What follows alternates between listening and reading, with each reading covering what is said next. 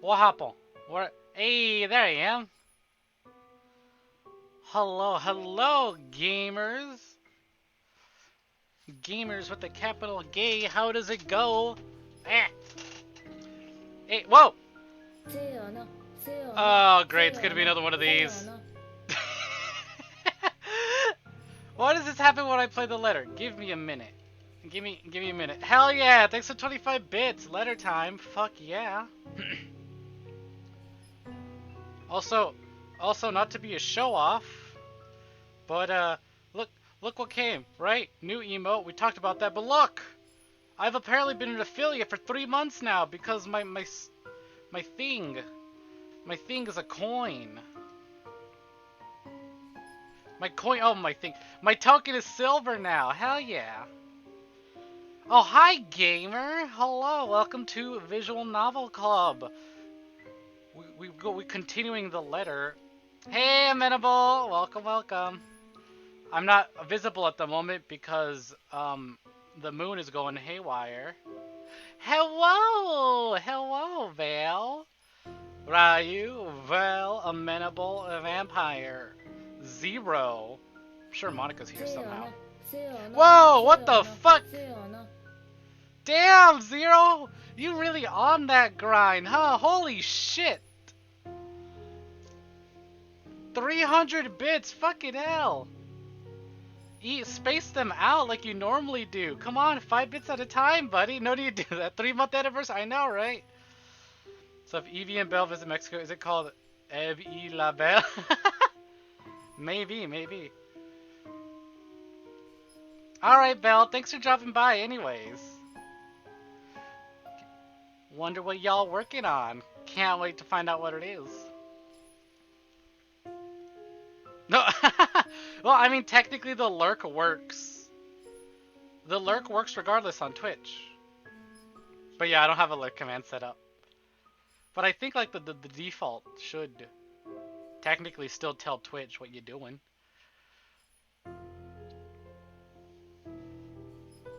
Dimitri's been released, I don't have enough to get. If only you could farm for Fire Emblem currency like you farm for Twitch bits. Alright, I hope y'all got your snacks, you got your drinks. I got myself some hot coffee. Not coffee. Not. I got myself some nice hot tea. It's still a little too. My tea is too spicy. My tea is too spicy for me to sip. So I'm gonna hold off on that. But I got some tea. I filled big chuggies. I got some little slices of banana nut bread. Nut. So I got some, you know, I'm really pulling a Doki Doki Literature Club and K on here of like my tea and my sweets. But yeah, and I changed my pajamas, getting all nice and cozy for the letter. Well, let me spin around here a little bit. Dimitri, yeah, Zero's a big old Dimitri fan, and even more so of Fire Emblem Heroes. Hi. And just in time for more of the letter. Alright. Alright, we've definitely got a crew here now. We got a big crew here. I think it's time we begin. Let's continue on with the letter. Does anyone need a recap? Here's the recap. I'm doing 3 things at once. Okay, well, if you need a lurk too, that's fine. Ah, I love them. Ooh, what movie is Med streaming? Also, how you enjoying the new, how you enjoying Rune Factory 4, I think it was? 4, right? I'm right. I'm always right. You know, for a second, I forgot we were talking about movies. I was like, what do you mean your mother? Mother to what? 3 cats? Bish, I've been on that. Yeah, glad to hear it. Alright, quick recap, right? First things first, we played as Maria Isabella Grace Cruz Santos.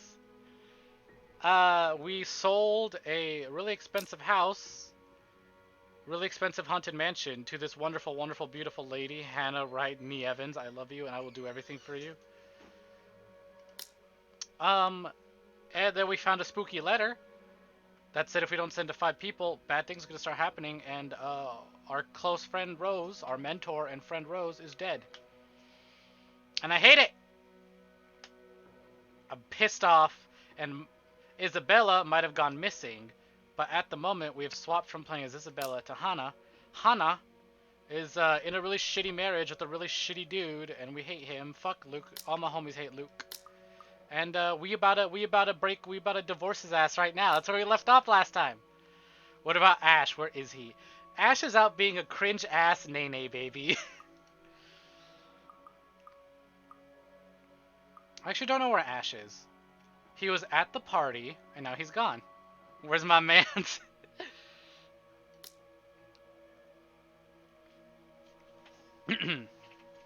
Okay, been about a week since I last did this, but let me get a sip of my tea. Oh, I have tea as well. We're really getting hella British today. Okay, so real quick, I got some sleeping tea.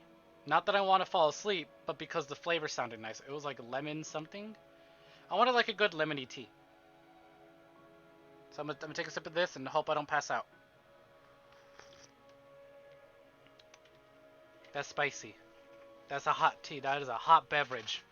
My mouth is sensitive and I cannot handle. Hydrate! Okay, well I still have Big Chuggus here.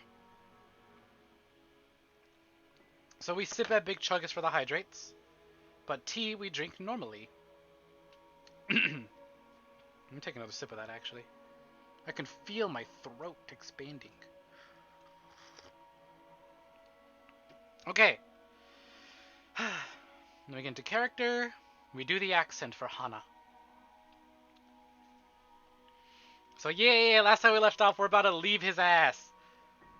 Let's do this. I wish the same can be said about what I'm about to do. Simple isn't the adjective I will use to describe the task at hand. Don't, why'd you quote that? Out of everything you quote from the street, why you quote that? Because really, how does one tell their husband what they want to because really, how does one tell their husband that they want to separate and say, no, this is not a divorce? Boo, it should be a divorce. Not yet, at least. Yeah. The possibility's there, but still, how am I even to explain that to Luke without him throwing a fit? Cutting too deeply into my sausages, I open my mouth to excuse myself. Boing! That is, until I spy Luke mashing and stirring his poached egg with a fork like a petulant child. He's been silent all the while, chin in his hand, and elbow resting on the table. Also, welcome! How about we kill Luke? No, that's illegal. We divorce Luke. We divorce him and he watches us succeed and be happy. That's the best. I said this already, you can't spite the dead. I worry that my absence after the debacle might have caused more harm than good. Luke? Yeah, achievement unlocked. It's not you. Okay, it's you. I think we need a bit of a break. Yeah, just get to it, mes amis. You know, some time apart. At my words, he grows still and silent. I'm not quite sure whether I should be worried or not. I take it as my cue to keep talking. It's not permanent or anything like that. Just for a while. Oh, she's so precious. Hannah, I love you. In a few days, perhaps. That incel is our fucking husband. Can you believe that? I hate him. He's an alcoholic, misogynist, racist. Apparently, if you're nice to him, his character isn't all that bad. But hoo boy, we have been nothing but not nice to him. And he has showed his worst side to us. I love her voice, Hannah. You're so... Yes, she's so precious. I was thinking I can move back into our penthouse in the meantime. But I won't be moving out right away. So that I can help settle everything here. Yeah, let him stay in the haunted mansion. He said the N-word, auto POS in my book. Hell yeah. Not a hard R, but you know, the British version. The Spanish word for the color. But he's not Spanish, so he can't say it. And I haven't even thought of packing yet. And I'll want to ask Johans to assign some of our staff. See, when you get a box of crayons in your Spanish, it'll say negro. But he said it, and he ain't Spanish, is all I'm saying. Unless you want the penthouse anyway. No. He wants the mansion. Then I'll stay here instead. No. We go to the penthouse, Hana. Hana, I know this house is gorgeous and beautiful and pretty much a whole lot of what you wanted. This is what you wanted, Hana, but no, we go to the penthouse. No, you take the penthouse. It'll be easier for you. What? That's it? It isn't supposed to be this easy, is it?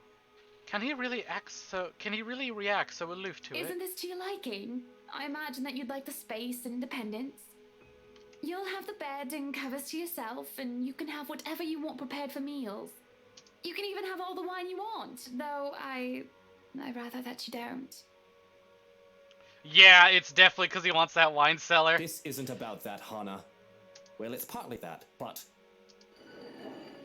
The man stops playing with his food, choosing instead to push the plate aside. What's wrong, Luke?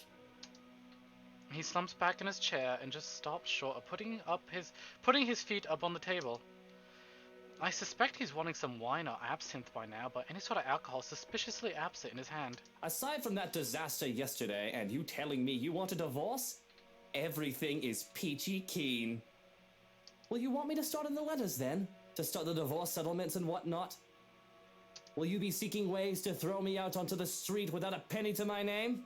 I mean, yes, but you're not supposed to know that, love. No, Luke, this isn't a divorce. They said they gave... I just told you this is only temporary. For the time being, anyways. Are you really having a sulk because of what she said yesterday?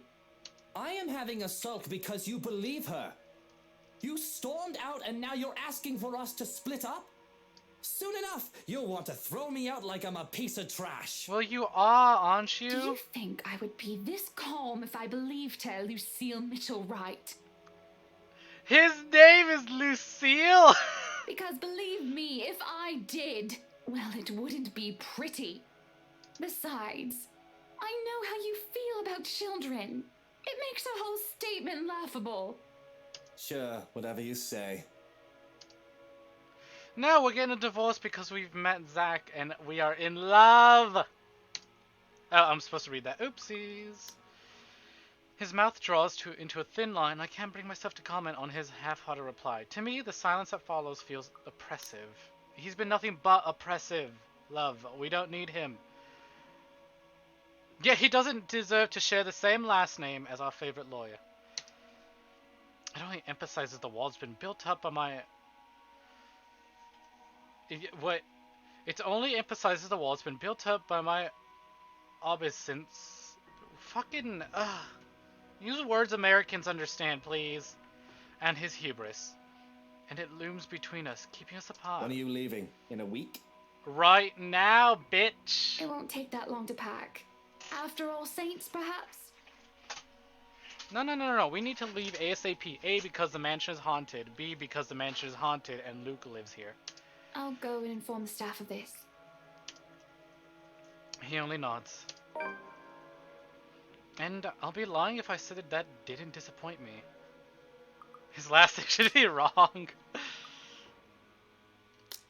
New timeline. During breakfast, Hannah asked Luke for a break. She'd be moving back to the penthouse for a couple of days. Despite trying to remain aloof, her husband accused her of wanting a divorce. Hannah insisted she simply needed a break from him. I expected more resistance. The man could be stubborn as a mule if he wants to be. Perhaps I can leave now, just to spite him. But that isn't like me. No, but it should be, honey, it should be! Spite's a wonderful thing, trust me. Even if this does end a divorce, a thing we both surely wish to avoid, we can still leave on amicable terms. There's no point in making a mountain out of a molehill. What are you still doing here? Just leave. You still have some packing to do, don't you? Oh, I fucking hate you. Go ahead. I won't stop you. Good. Go ahead and do nothing.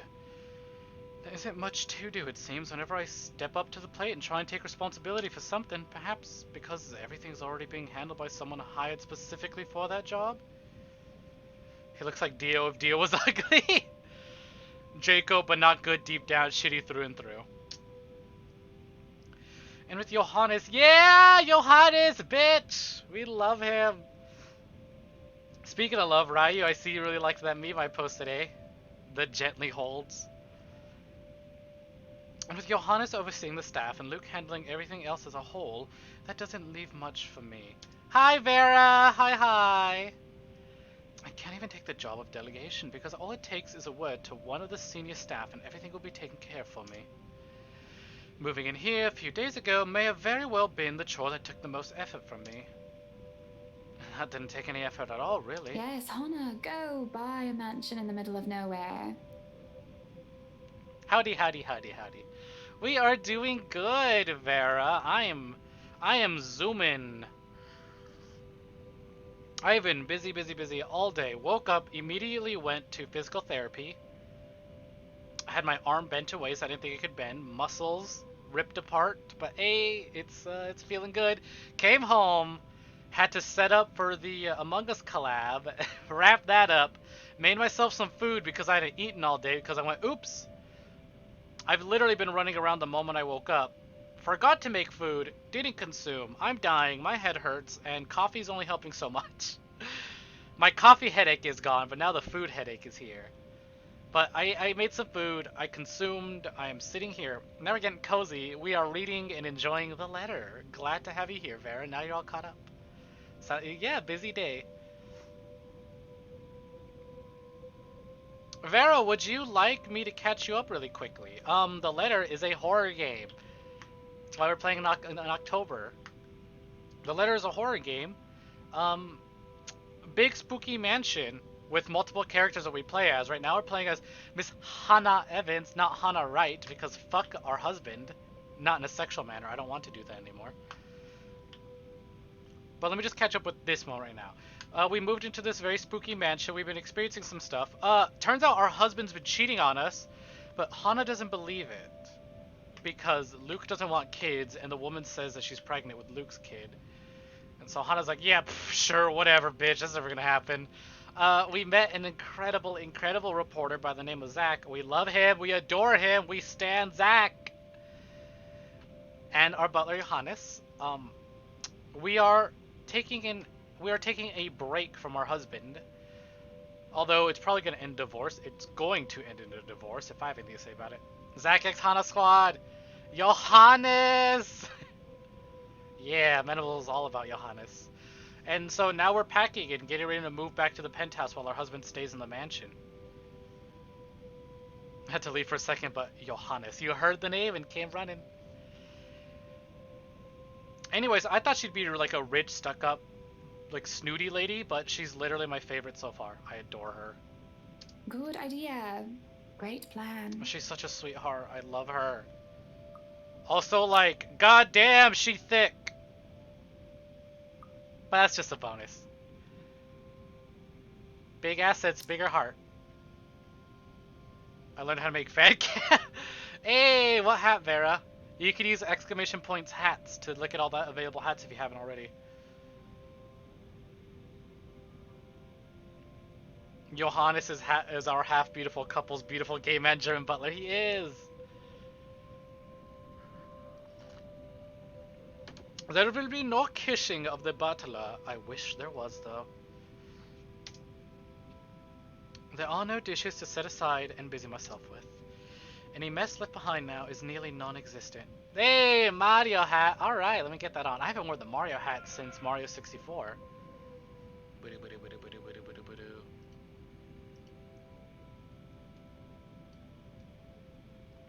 It's me, Mario. Hell yeah, alright, 10 minutes of plumber.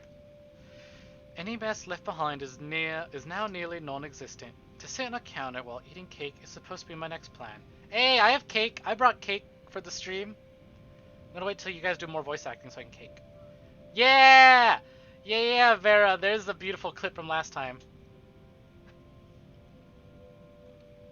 Aw, really? I think it might be, yeah. Alas, there isn't even one to finish off, and I don't really know what brought me to the kitchens in the first place. The cellar. The cellar brought you here. It's not like I'm craving anything else, nor do I have any unfinished business left here. But there's a calling to this room. Speaking of calling, why not do just that? Might as well, since I have nothing else to do. At least this will require some effort on my part. With how cut off from the rest of the Luxborn the mansion is, and with how long it was abandoned before we moved in, having a landline is out of the question.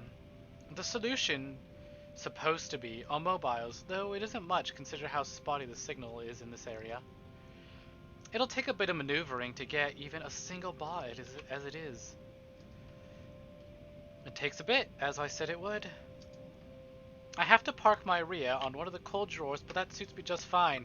And might I add, ma'am, what a rear you are parking. I'm sorry, I'll stop being horny. I love her. I love her in a romantic sense, but it's a bonus that I am very much attracted to her. Beep beep.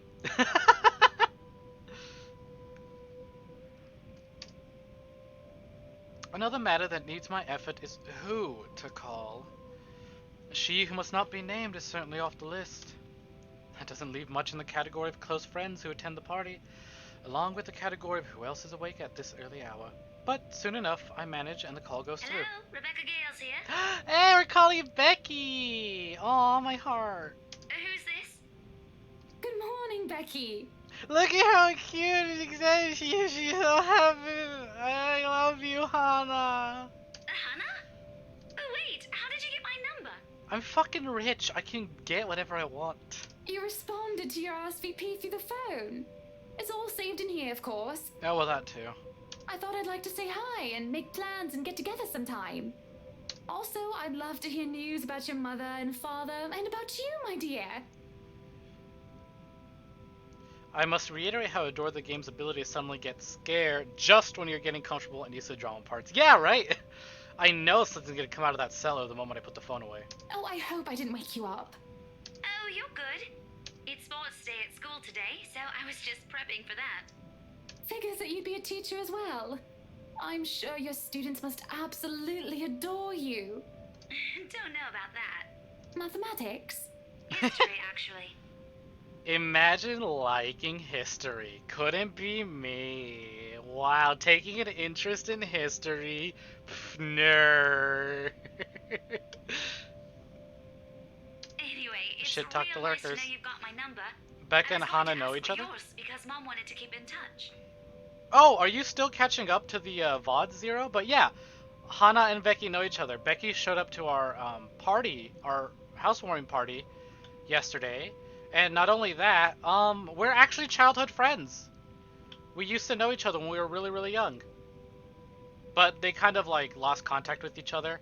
But yeah! They know each other and I think it's cute. You could have asked, silly girl. I would have gladly given it to you. Oh wait, what did she ask for? Aww, our number. Couldn't, though, because, well, the thing that happened. Yeah, that thing. But really, I'm sorry, though. I gotta run. School, schedule, stuff. Is there anything else you want to say? Don't want to use the mobile while driving. Understandable. Saw how Oh, responsible. of course. I shouldn't keep you. But I wanted to thank you for your company yesterday. Not a problem. I was hoping you could thank Zachary on my behalf as well. Yeah, tell Zach. Tell Zachary will you say thank He you. was really kind and wonderful. Well, you can tell him that yourself if you want. Yes, give yes, you his yes, number. yes, yes, yes, yes, yes, Oh, yes, no, yes, no, yes. I No, don't want no, to be a no, bother. no, no, no, Intruding no, on his no, privacy. no, we want his number. Pretty sure he'd be fine with it. If you two on a Gib. first name basis and all. Give. Now. So his number, right, it's... No! I'm gonna fucking strangle this ghost with my own two hands, I swear to God. How dare you? I actually love history, you nerd! Says the history nerd. Ghost bitch, why? The call starts to go static, much to my frustration. A strange clicking noise drowns out most of her words too. I can barely understand what she's saying.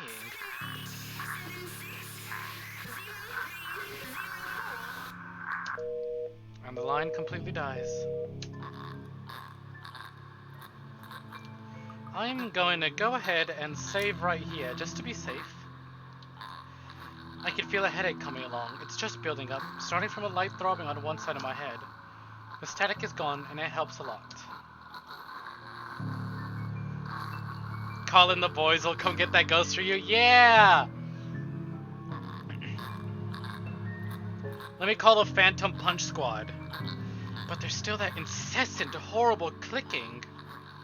Again and again and again. Which doesn't make sense. The mobile's turned off, isn't it? And if it isn't coming from the phone, then where? Looking about, I can't help but let my eyes be drawn to the hatch leading into the wine cellar once more. No, this isn't Dead by Daylight. We don't need the hatch. That's when the clicking stops, and I can hear that crying. That familiar crying from before.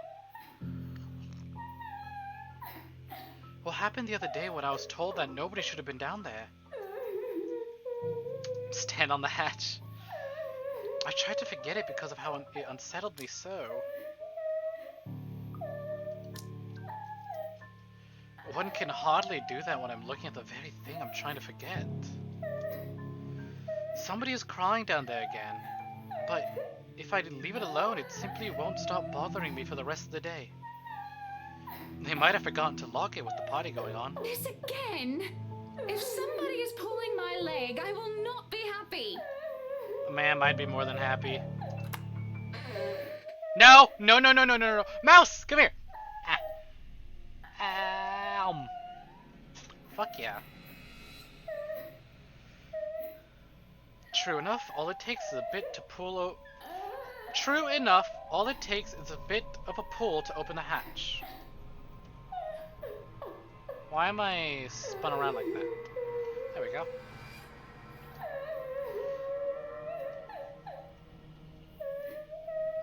As I look down the cellar, a sense of uneasiness washes over me. I'm just gonna go ahead and save again as we get closer and closer to the ghost. It isn't just a sudden onset of vertigo and nausea, but also the darkness. It's suffocating. And as I look down, it feels as if it's looking back at me. I worry that something will pull me into the deep. The cries drown beneath the shrieks that start echoing in my head, high and shrill like nails being dragged across a chalkboard. They're all screaming, shouting at me, and I can just feel her rage. Help me. She wants to drown me, drag me down and crush me in the very depths of the darkness until there's nothing left of me. The abyss waits for me, for my death. No it doesn't, honey. No it doesn't. No it doesn't. We're getting out of here. They're all calling for it. This is a nightmare. Ah, I don't like the color change. There's a rope around my neck and I can feel the rest of me being torn apart. And they're still screaming. I'm screaming. No, it's not my voice that escapes my lips. It claws through, climbing up and forcing its way up my throat like putrid bile. I choke and gag, yet I scream and shriek all the same. And I'm me, but not me. Hey! QTs!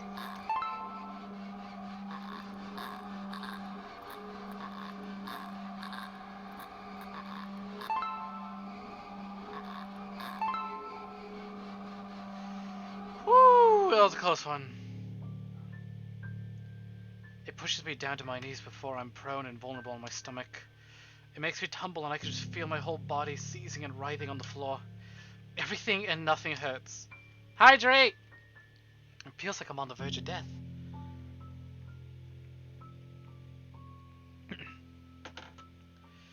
And if I'm not dying, I nearly wish I actually am. Connor? Connor, what is going on in there? Why are you? Prince. No, not our prince. Fuck off. Seeing Luke, something snaps back, and I'm able to take a gasp of air on my own volition for the first time in what feels like centuries. I would have rejoiced and cried his name if the pain didn't still rack my body. In safe hands. No, I don't like the name of that achievement. Instead, all I can do is stare listlessly as he comes to my side and lifts me up, cradling me in his arms. He tries to get me to my feet, perhaps to take me out of here. But all he's able to do is get me to sit to make sure I'm not thrashing on the floor. I can still feel my muscles, spasms, limbs jerking like a puppet's on a string. Luke holds me tight and keeps me still so that I don't hurt myself anymore. Whatever it is that happened, it has my mind feeling frayed and betrayed. Eventually the pain dies down on a dull ache and my own tongue stops feeling like cotton.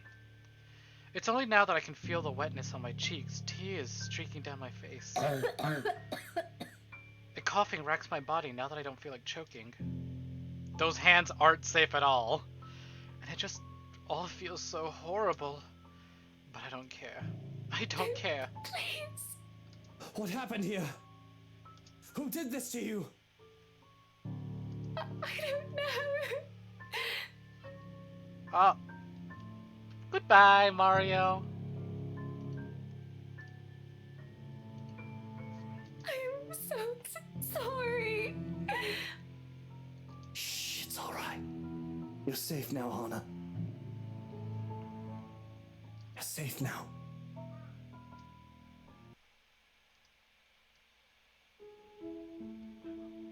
Yeah! Zack time! Let's fucking go! Let's fucking go! Let's fucking go! Let's go! Let's go! Let's go! Okay, so we are going in order from left to right. 25 bits! Let's go! Thank you for the bits, Zero! OMG, yes! Welcome, Stella! Stella! Yeah, we're Zack now. We just told Luke we wanted to split up. And he agreed. And then we talked to Rebecca on the phone. And then Rebecca's gonna give us Zack's number. And the fucking ghost cock-blocked us. She fucking played goalie to our coochie. And we couldn't get Zack's number. And then she nearly killed us. And then Luke came in and kind of saved the day, I guess. But, you know, it's Luke. So, bleh. And then we switched to Zack immediately. Zack, hey! Also, I can stop being British. I wanted to think of something that rhymed with coochie, but I couldn't. Why are y'all quoting me today? Oh, y'all rather I said cunt punted? Cock blocked? Coochie smoochy? No! There is no smoochy of our coochie today, unfortunately. I'm gonna get that tattooed on me! Please don't. She didn't let us smooch the cooch. Yeah, there we go. I'm gonna read Zack's profile in a little bit once the humming stops, because it's a little distracting. The pleasant aroma hits me long before I cross the threshold. Faint but light and warm reminder of what home is. Pa's stern but commanding gaze, Ma's tender smiles, the sunlight filtering through the eaves in the morning, and the distinct smell of cinnamon and vanilla as it drifts through the air every time something cooks from the room. The room, our room, Mom, Pa's pride and joy. Ignore the Angies, it's my room's really dark now, and my camera can't pick it up. And honestly, turning on the lights only makes it worse.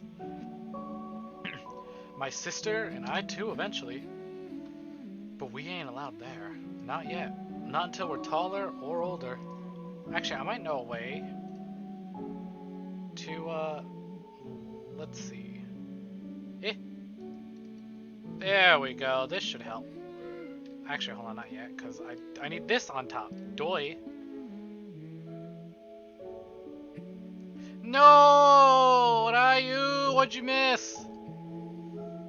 Not much, actually. I looked at chat, you didn't miss much. Don't worry about it.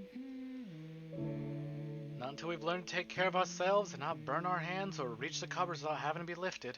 But a little peek wouldn't hurt, yeah? A little peek would not hurt. The floorboards are cold under my feet more than it usually is. The walls more foreboding than what I'm used to.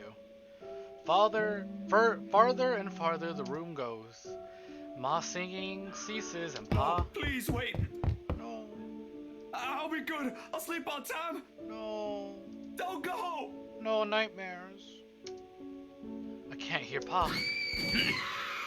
Whoa! Not above the raucous clanging and deafening roar of gunshots, nor the screams replacing the comforting soft melodies. There's only the blinding fear. Yeah, that scream, right? Unless y'all meant mine. When my foot slips, the Red Sea that catches me is bitter and frigid, but the blood that drips in my hand is warm. Warm. Warm. Hydrate! It ain't my blood.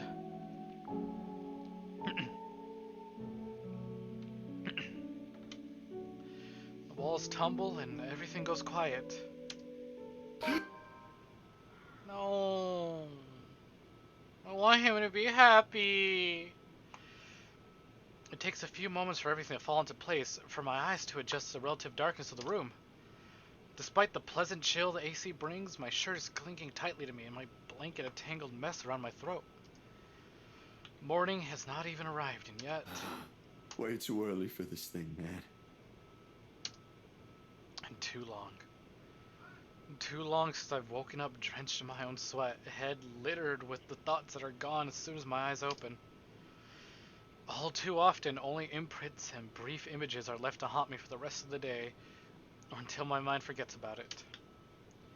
Egad, whichever comes first. He uses egad, I love him, what a dork. Be strong, my beautiful lion man, be strong. Yet, vivid or not, what little I can remember doesn't matter.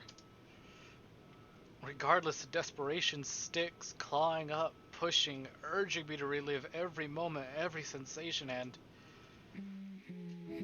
There's a twinkle in Ma's eye when she looks up from her work, flour dusting her nose and cheeks.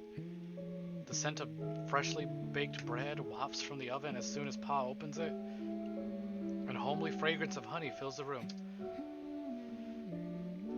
He reaches up to wipe the small beads of sweat away from his forehead before gesturing for me to come closer. The moment he spots me on my little hiding place behind the door. I expect him to be angry, but his pat on my back when I come within his arm's reach is encouraging enough. We'll have to taste first before we put her up for sale tomorrow. You up for it, little man? Is it good enough? A knock cuts through the air before I can answer. Sharp, heavy, demanding, familiar. So distantly familiar. Ma ushers me out of the kitchen when Pa moves to answer it, but I know what waits outside.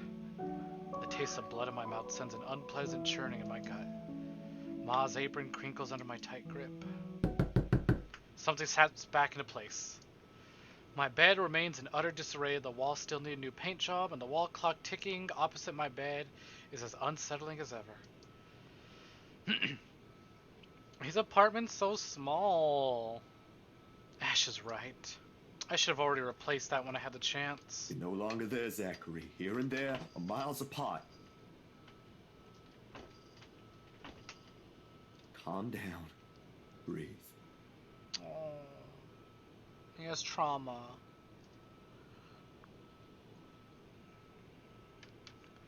The pressure of my own fingers against my temple is a welcome sensation over the anxiety gripping me. It never really did anything to stave off the headache sure to follow after this before, but it grounds me. A little reminder that I am safe, away from the place I once called home, from Ma and Pa's. The urgency with each rap that follows finally chases away the ghost threatening to hang around. Me too, though. Is this about the trauma? Can I get an I in chat for everyone who's got trauma? I. Why anyone thinks it's a good idea to knock at someone else's door this late confuses me. I honk. Jeez. I really seem to attract sad bisexuals and pansexuals in this chat, don't I? Nana would chase them all away with the broom shoes here. Traumatized LGBTQ folk, where you at? Right here in Goodnight's next chat, apparently. But no matter what, it's a welcome break from the thoughts that take a morbid turn if left festering. Sad bisexual here.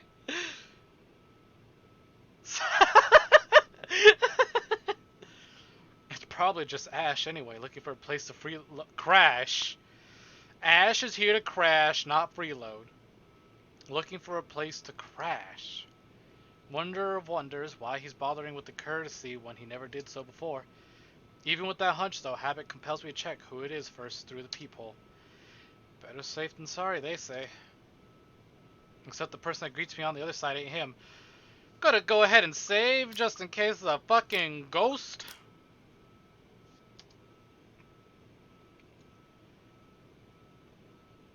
Unless his hair grew longer overnight and he started wearing a ponytail, of course, which I highly doubt will happen anytime soon, no matter how funny that looks in my head.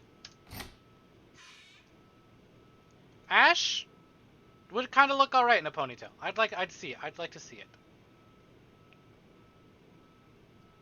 Sounds like Isabel. He said ponytail. Oh god, I hope. Ooh, wait, hold on. It's quiet now. We can read his profile.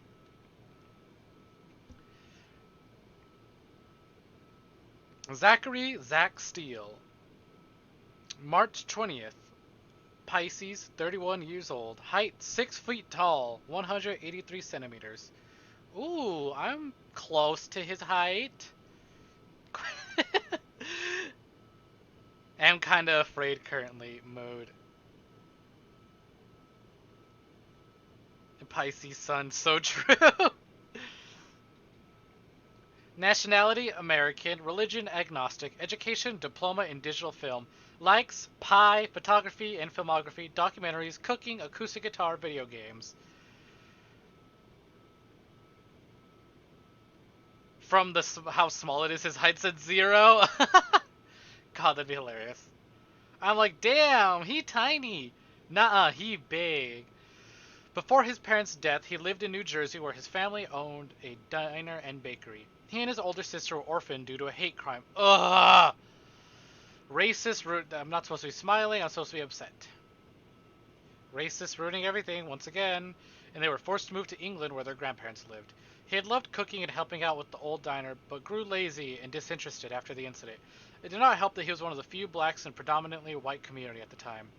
His passion for visual arts was sparked when he found old Polaroids and home movies of his parents. Freelancing helped pay his rent, but the man had long set his sights on indie film scene. It was during the creation of his first documentary that a robbery occurred and Ashton was there to investigate. Being in the wrong place at the wrong time led to Zachary being placed as a suspect, but the rookie detective helped him clear his name. Aw, so that's how we know Zach. Or, that's how we know Ash. Thanks, Ash. Isabella, it's late. A safe haven. Achievement unlocked. Oh god, what day is it? What day is it? What day is it? Timeline. Nothing new, so we don't know. There's something I can't quite pinpoint in her eyes when she looks up. But we never went to go visit him, so this is definitely after the incident. She's alive! Her face is a pallid shade. Shoulders tense, breathing heavy, and uncontrollable shaking in her hands. She's trying to hold back. Hide if I didn't know any better. Hey, Zach. Sorry. I know it's weird for me to show up at this hour. I'll wait for her to finish. You were the closest to my office, and... Her model is so cute. Like, we see her profile, not her profile, where is it? Relationships. Ooh, let's check out his relationships, actually. Isabella's up there. Ooh, look how high we are with Hannah. Yes! I love it. That makes me so happy. But, like, we have this, right? We have her, like, relationship journal art. But, like, her little live 2D model is so cute. She's adorable. She's so tiny! protect her. No, it's perfectly fine. I'm not really working on anything right now. Do you want to come in? Is it all right? I know you should be sleeping at this hour, but I thought... I'm sorry, I just thought... I have no idea why I went here. My feet just moved on their own after I got Get out of the Luke down to office, 0. And... Get Luke to 0 with everyone. Sorry. I'm gonna say this right now, though. So he plays Marianne next, and Luke last. I'm more than positive Marianne and Luke fucked. I'm positive they fucked. They had an affair. And I hate it. She doesn't... Ugh, Luke doesn't deserve 2 hot women. Get him to me and I'll fight him. I'm sure you could take him on. She trails off, her voice lost in the muggy night air. I wait for her to say more, but instead her only response is a downward shift of her gaze, back to her still trembling hands as if the motion alone is enough of an explanation. A minuscule gesture. Easy to miss if one is not paying attention. But for someone who has seen the same expression on the mirror, done the same thing too many times when night terrors are inevitable, it is not. Hey, don't worry about it. At least you not. Ash just barges in and crashes on the couch whenever he feels like it. That's not really much of a couch, but perhaps it's perspective. I swear that guy is one fine hairline away from being a criminal. He's a detective, it's fine. He's allowed to break the law. Without waiting for her answer, I step away from the door and saunter over the kitchenette. For a few good seconds, only the clinking of the plates can be heard above the constant tick-tock. Late as it may be for a snack, the familiar motions keep me occupied, steering my mind away from dangerous thoughts. It's never too late for a snack, but right now I'm kind of craving a buffet. Isabelle's company is not welcome here. If y'all are... Fuck it, I keep clicking the wrong one. If y'all are picking up my drift. My dog is mooing at me. Give me a second. Why are you mooing? Is it because you dropped your lamb chop? Yeet. I'm actually gonna grab... Ugh. I return. And I have... I actually have to mute if I want to put this on. Mic off.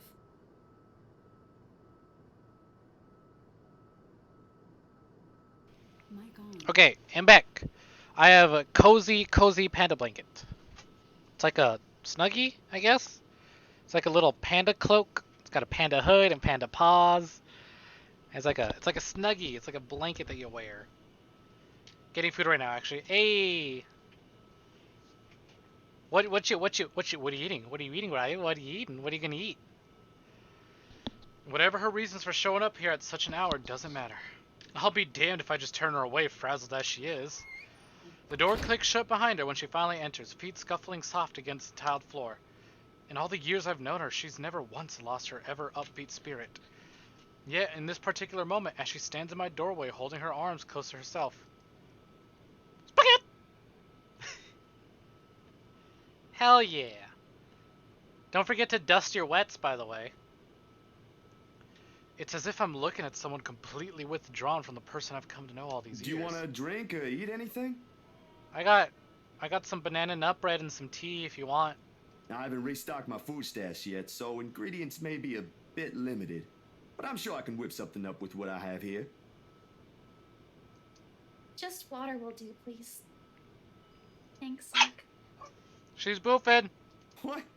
No additional food requests? That's new. I'll put something together for you anyway. Where'd my phone go off, but... I don't know where my phone's at. Hey, feel free to make yourself at home. Where the fuck is my phone? Nani just fuck... Oh, there it is.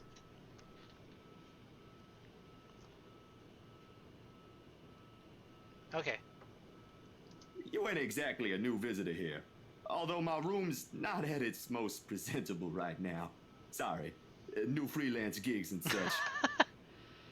I just checked Twitter. I love you too, Stella. Oh my god, I fucking love that. Hell yeah. Hell yeah, gamer.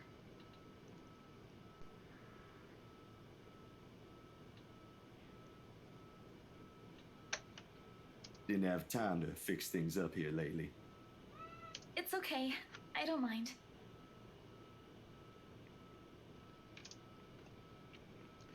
Usually she'd have something more to say about that.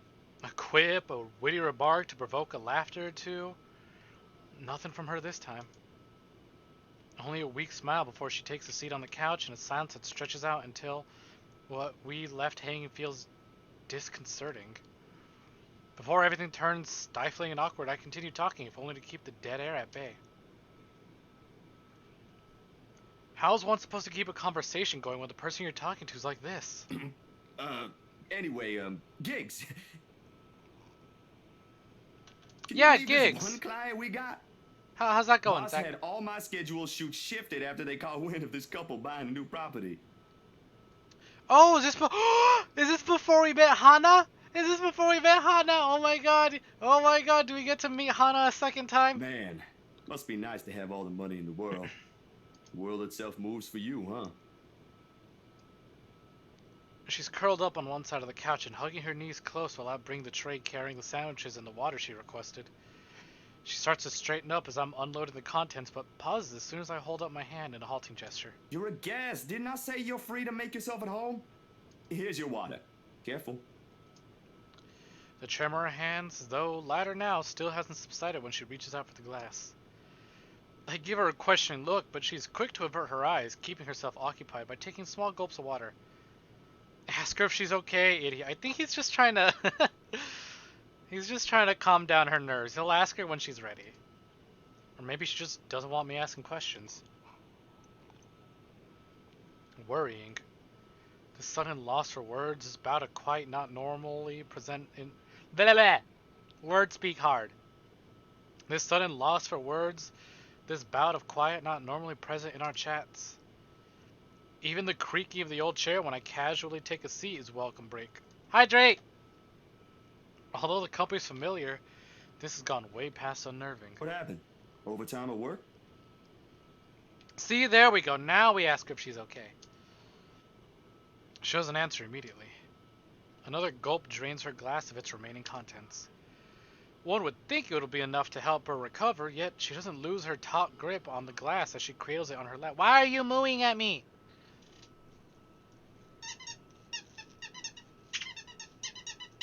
She doesn't want the plushie. She doesn't want the snake. She doesn't want the squeak. I don't know what she wants. She's certainly not getting my cake. Her eyes take an unfocused gaze when she speaks again. Yeah. Boss handed me extra work today. After what happened. Yeah, that's... I still hate our boss.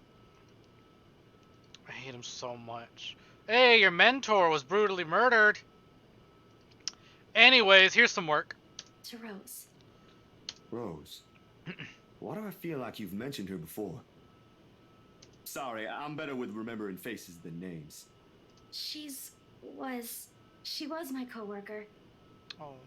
That will take some getting used to. I was just talking to her the other day. I don't like this. Was? Did she resign or something? I think I'm missing a few details here, Bella. You've never met her. I think I did mention her once or twice. It doesn't matter. You probably heard her name recently from the news than me. Something clicks then. A literal memory from the night before. The bright red light from a dark room, the strong odor of the stopped bath, the television's barely audible murmur in the background, and a glimpse of a bloody room. The news is everywhere, even in the morning that follows. I just didn't think its effects would strike someone this close to me. Oh, damn. I didn't mean to bring that up. No, like I said, it'll take some getting used to, but it'll get better. I hope it will. Things might become a little busier for me, though. She left a lot of things unfinished, and I'm one of the few people in the office who knows how she works. Boss thinks the transition will be easier if I handle it. That explains it. Well, just don't forget you still need rest. Even the most hard-working people I know don't keep hours as late as this. Hell, the subway stopped running hours ago. Crime rate might be lower here than most places, but that doesn't mean you can walk around freely in the middle of the night. It's just for today. Still a good thing you dropped by here first. I'm not just about to let you walk out here alone, especially not in the middle of the night. Who knows what else could happen? I'm not saying you should go right now, but I could accompany you home if you... No! Wait, please! Oh. The vehement tension in her voice makes me pause, and it is in this instant the mask she's been keeping up falls apart, if only for a short while. Right then and there, I understood what's hiding behind her unfocused stare from the moment she arrived. Fear. So how did Rose die exactly? I don't remember actually. Let's pop open the journal. I know she was found killed in her apartment.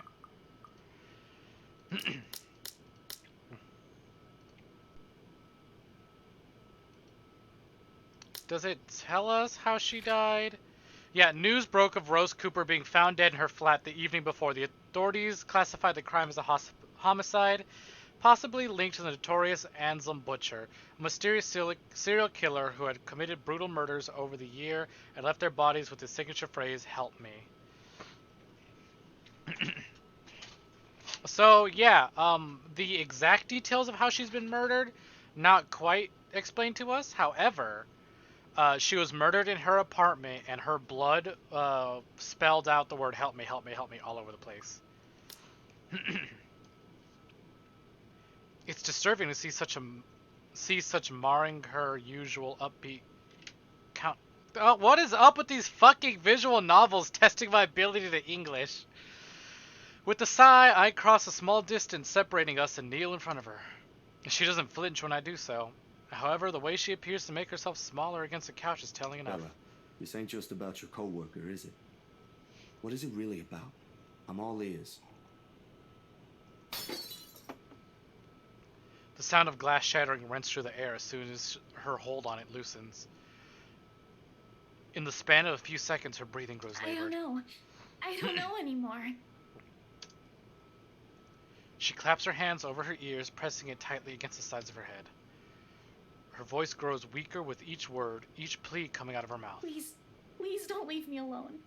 I don't want to be alone right now. I can't shake it off. Everywhere's not safe and... All right, Isabella. Look at me. Look at me. My hands are firm on her shoulder when I pull her up to look at me. It takes every force of will to ignore the terror in her eyes in favor of taking control of the situation. Too close, too similar. Breathe. Breathe. You're safe here. Inhale. Hold. Exhale. Stay in the present. I'm here. No one's gonna hurt you. Do you want to talk about it?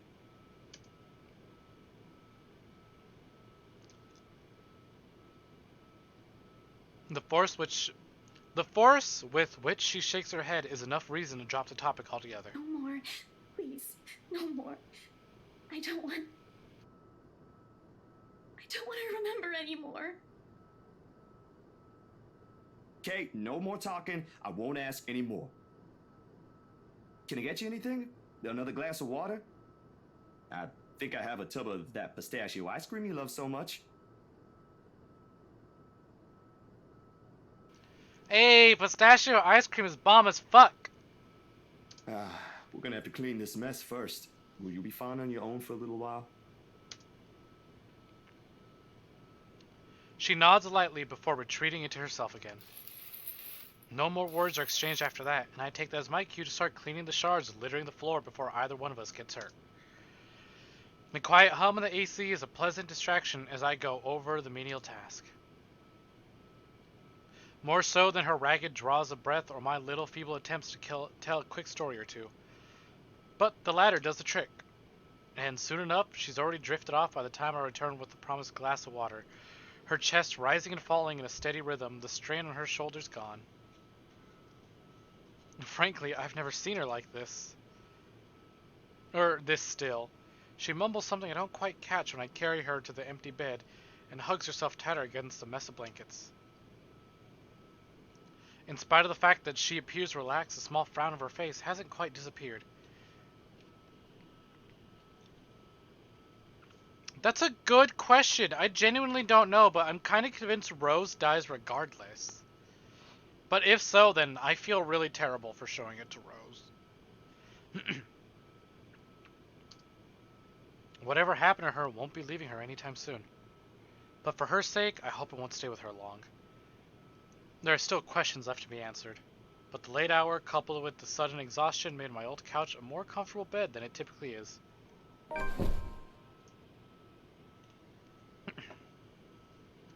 Darkness immediately welcomes me as my head hits the makeshift pillow.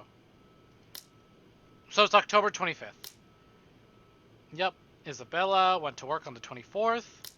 25th, she shows up. I can only wish the dreams will keep at a distance for now.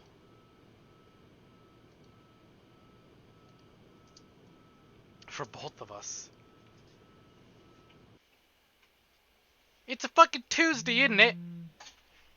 It's Tuesday, you fat nasty trash. I hate referencing things that I don't think anyone's gonna pick up on. The first few notes, while muffled, are enough to wake me. In the end, it became one of those nights when sleep passes like a blink and it's plagued with vague, fuzzy thoughts. I lift a hand to rub away the drowsiness from my eyes, although it does little relieve the gritty, burning sensation from my eyelids. Outside, the sun is yet to peek over the horizon, but the night has already given way to the cool morning light, washing everything in subtle gray hues.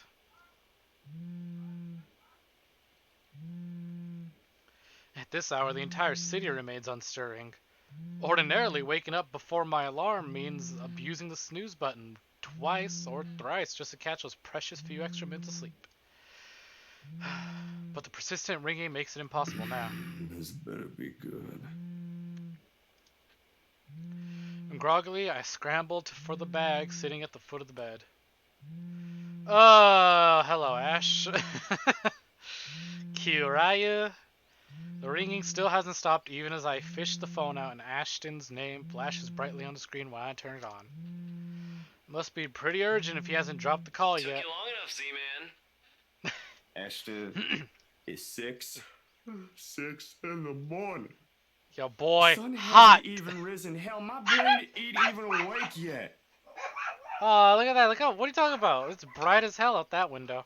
That looks like the sun's risen to me. Stop calling me Z-Man. It's 20 past 6, Zach. Okay, You want smartass. to talk? Give me back my 5 extra minutes, Ash. I want my sleep. Hey, don't make fun of me.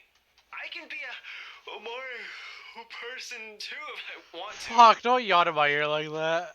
What's this all really about? You don't usually make calls around this hour. Is the world ending today? Sorry about that. Becca rang me up a few minutes ago looking for Isabella. Said she didn't show up in her own apartment last night. We both tried calling, but her phone seems to be off. Do you have any idea where... I should have known you two would come Why are looking you for her boofing first in my thing the ear? morning. Go outside. Go boof outdoors. Bad pup.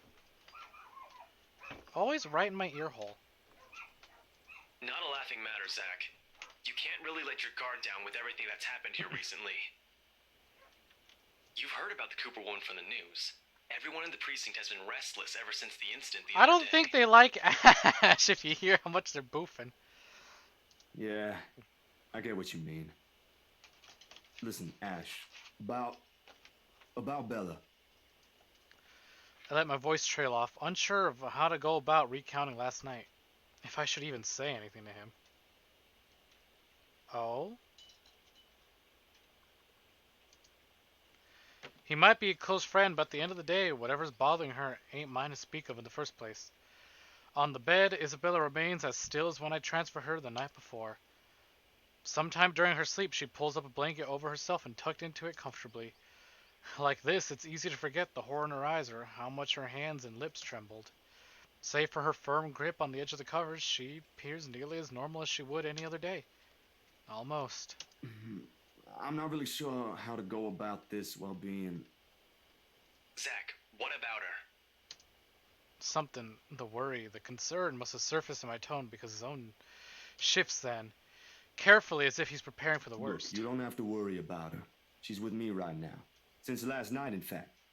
Oh, why didn't you just say so earlier? She kind of knocked in the middle of the night. I couldn't possibly wake you two over that. And with how things are when she arrived, I thought it'd be best if I let her rest first. I just wasn't expecting people would be looking for her before the rooster even crows. You could have at least called her something.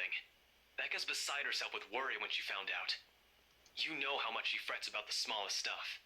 I know. I'm sorry. That was a lapse on my part. And I just didn't think... Okay, you know what? Rebecca's worries ain't completely baseless. Isabella hasn't been her usual self since the movie. Maybe even before that.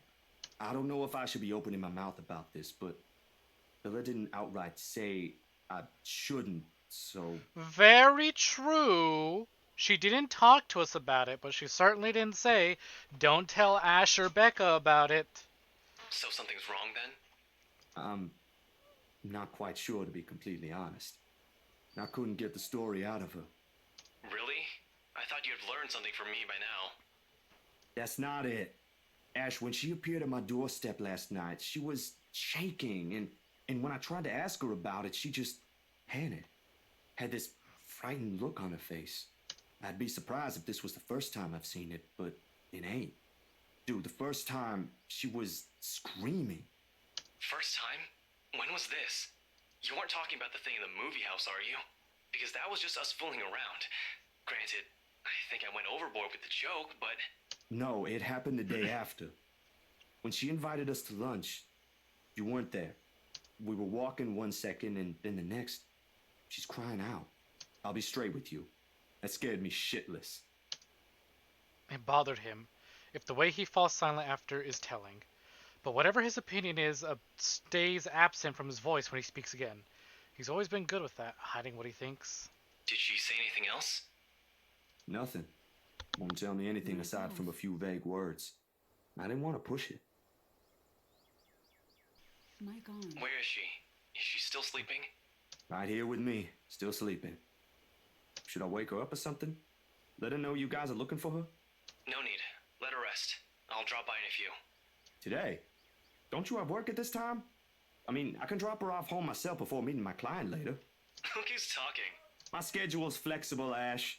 Last time I checked, you're the one who didn't have that luxury. How on earth do you think I'm able to tag along when you need me? It's not completely out of the way. They live on the other side of the town from you, Ash. Your definition of out of the way is a little screwed up, you know. It's fine. He's I trying to should continue help. Anyway, I'll call you back. I've got to let Becca know that Scared Cat's fine. Oops. Sorry, Ryu. Didn't mean to hang up on your man that early. He drops the call before I can even get a word in, and for several minutes after, I find myself simply listening as the rest of Luxborn rouses.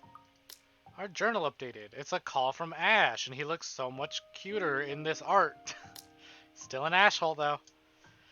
The increasing sound of passing traffic, the bustle of nearby shops preparing for the day, and the growing clamor of people while they go about their morning.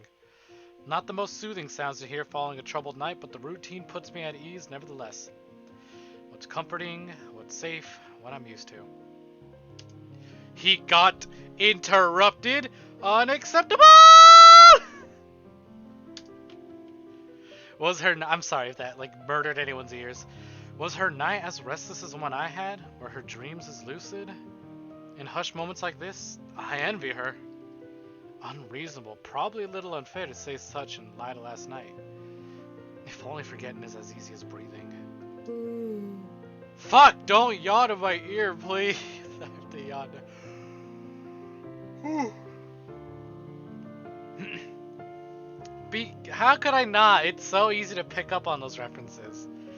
A small yawn escapes me when I rise from the couch to stretch. Luckily, the short conversation with Ash has effectively driven away any will go to back luckily the short conversation with Ash has effectively driven away any will to go back to bed.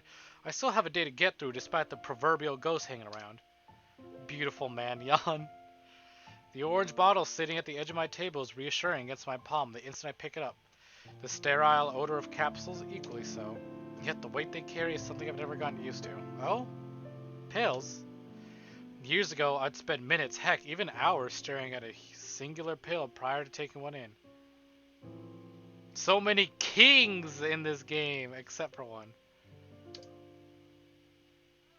Proverbial. Did I mouth speak the wrong word?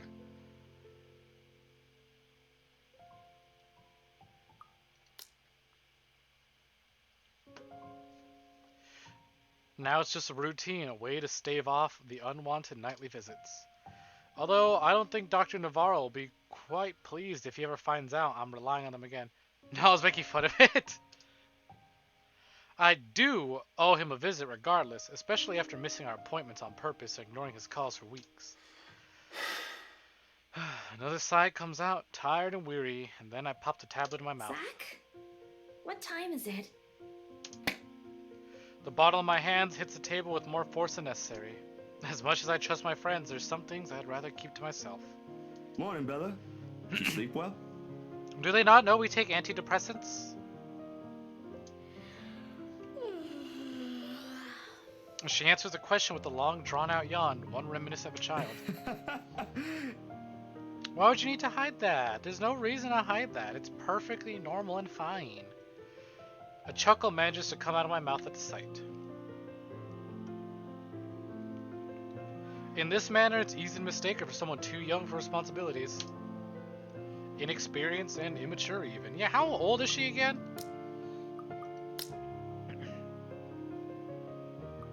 She's 28, but she looks younger than me.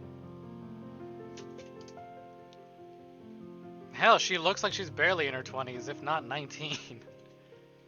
Such is the curse for short people.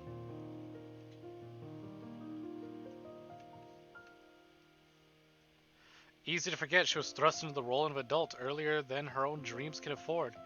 To overlook how surprisingly observant she can be at times. Maybe not even on the same level Ash exercises for his investigations, or Rebecca needs for her own work. But it's certainly enough to definitely put what she sees around her on canvas. And if the way her eyes flicker on the table and my hand says something, it is that I won't be able to avoid the question this time. Only a little. I don't remember how I ended up on the bed, though. My doing. You didn't look very comfortable sleeping on the couch, all hunched up like that. It would have been enough for something temporary. Sorry I stole your bed. Hey, it doesn't matter. Besides, what kind of gentleman would I be if I leave a lady sleeping in such uncomfortable conditions? Boom! Gentleman, king, love to see it. We stand. I think 28 was referencing a date. No, I think 28 was her age. Oh, May 28. 26 years old. My bad. 2 years off. Zack the king and Hana the queen. Love them. Not in this house. My nana would give me a tough scolding if I ever did that. I'm telling you. Thanks a lot, Zach. I know I barged in at a very inconvenient time last night. I wasn't really thinking when I did, and... Hey, it's cool, Bella. I ain't mad at you. That's what friends do. You guys are welcome here anytime. Although Ashton abuses the anytime part a lot. I don't really mind. Yeah, maybe we should let him know that Ryu wouldn't mind if Ashton crashed at his place instead. We might have less wiggle room if all four of us are present, considering the size of this place. But as long as no one makes anything explode, it's totally fine. Fine or not, I still owe you one for last night's trouble, especially since you don't seem to be... See, there we go. The yawns are catching up to me. I most certainly wouldn't mind. Oh, oops. I didn't mean to skip over that. A concerned expression passes over her features as she spares another cursory glance over the table, back to the bottle holding every small piece of what keeps bad memories at bay. The blood blooming over Pa's heart, the horrified look on Ma's face as she watches him fall lifeless to the ground, and every ounce of spite seeping from that stranger's smile. You don't belong here. Your monkeys don't belong here. It never stops, does it? Well, you don't seem to be feeling well. Let me know, okay? I'll make Bambi, it up to you somehow. Stop mooing at me. Bad dog. Good puppies don't moo. Puppies don't moo in general. Why do you moo? Why are you mooing? Cows moo. She makes a slight gesture with her head towards the bottle, asking a question without really asking. Subtlety has never been one of her greatest assets, but right now, even Ash would have been a little amazed, if not at a loss for words at that. Fuck racists, fuck racists. No racists deserve to be getting any fuckings. She's left it up to me whether I'll give her the response she wants to hear or not.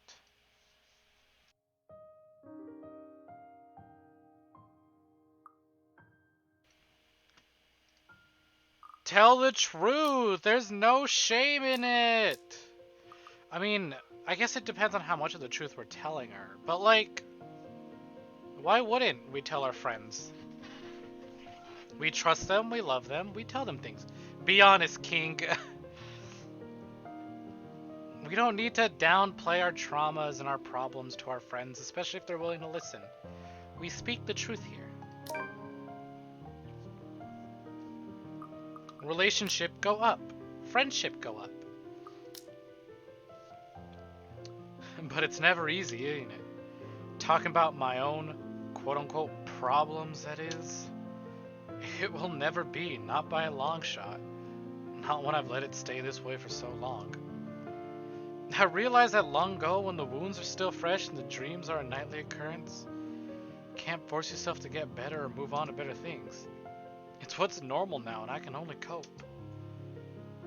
The question in her eyes may be unwarranted, born simply out of curiosity and sincere concern for a friend. I don't owe her an explanation, in fact. But of all the people I keep close in my life, she's probably one of the very few who perhaps I can trust with this. Maybe she won't understand entirely. I can never hope she will. No one never to the full extent. That alone is expecting too much of her, and giving too much of what I can. However, for all her shortcomings, I know she'll hear me out. And that is all I can ask of her. I was kind of hoping you wouldn't have seen me with these. The pills rattle lightly against the container when I gently set it back to its usual place. Always a small area closest to my laptop near the right hand. Within reach whenever, and a quiet reminder of what I shouldn't miss every day. What? Oh, is it bad? I was just thinking that maybe it's a cold like Becca's. That's kind of smart though, keeping them like right by your place of work and where you spend the most time. So you're like, hey, I don't forget this. Hey, I need this. That's right. Do you need me to get anything from the store?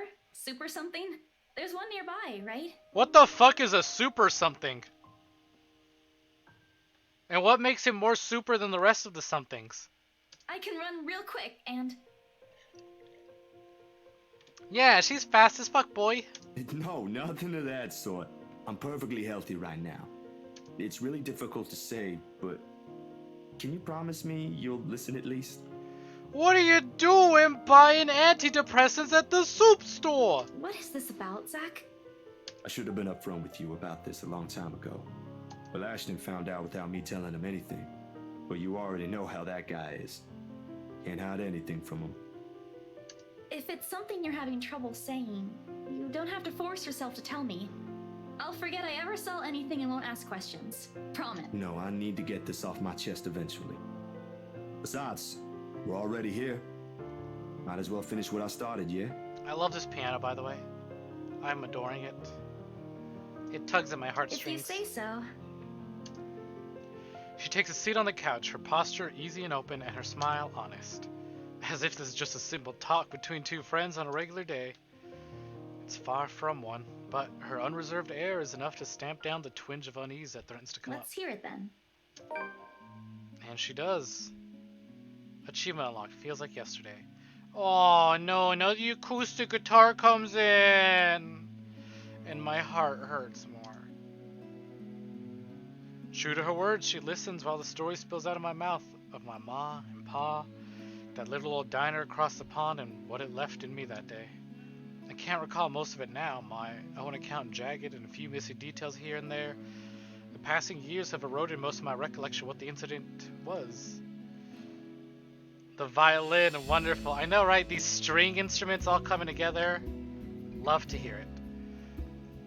I've said this before. I don't remember if I said it on my stream or if I said it in a call with someone, but I feel like it definitely had something to do with Twitch. And I feel like Belle was there. But like, oh god, piano and strings. Oh my god, my weakness. I can't. A piano and string rendition of anything is gorgeous, and I can't deal with it. I love it. Don't even get me started on music boxes. Ugh, I want one so bad. But like a music box of a song that I adore.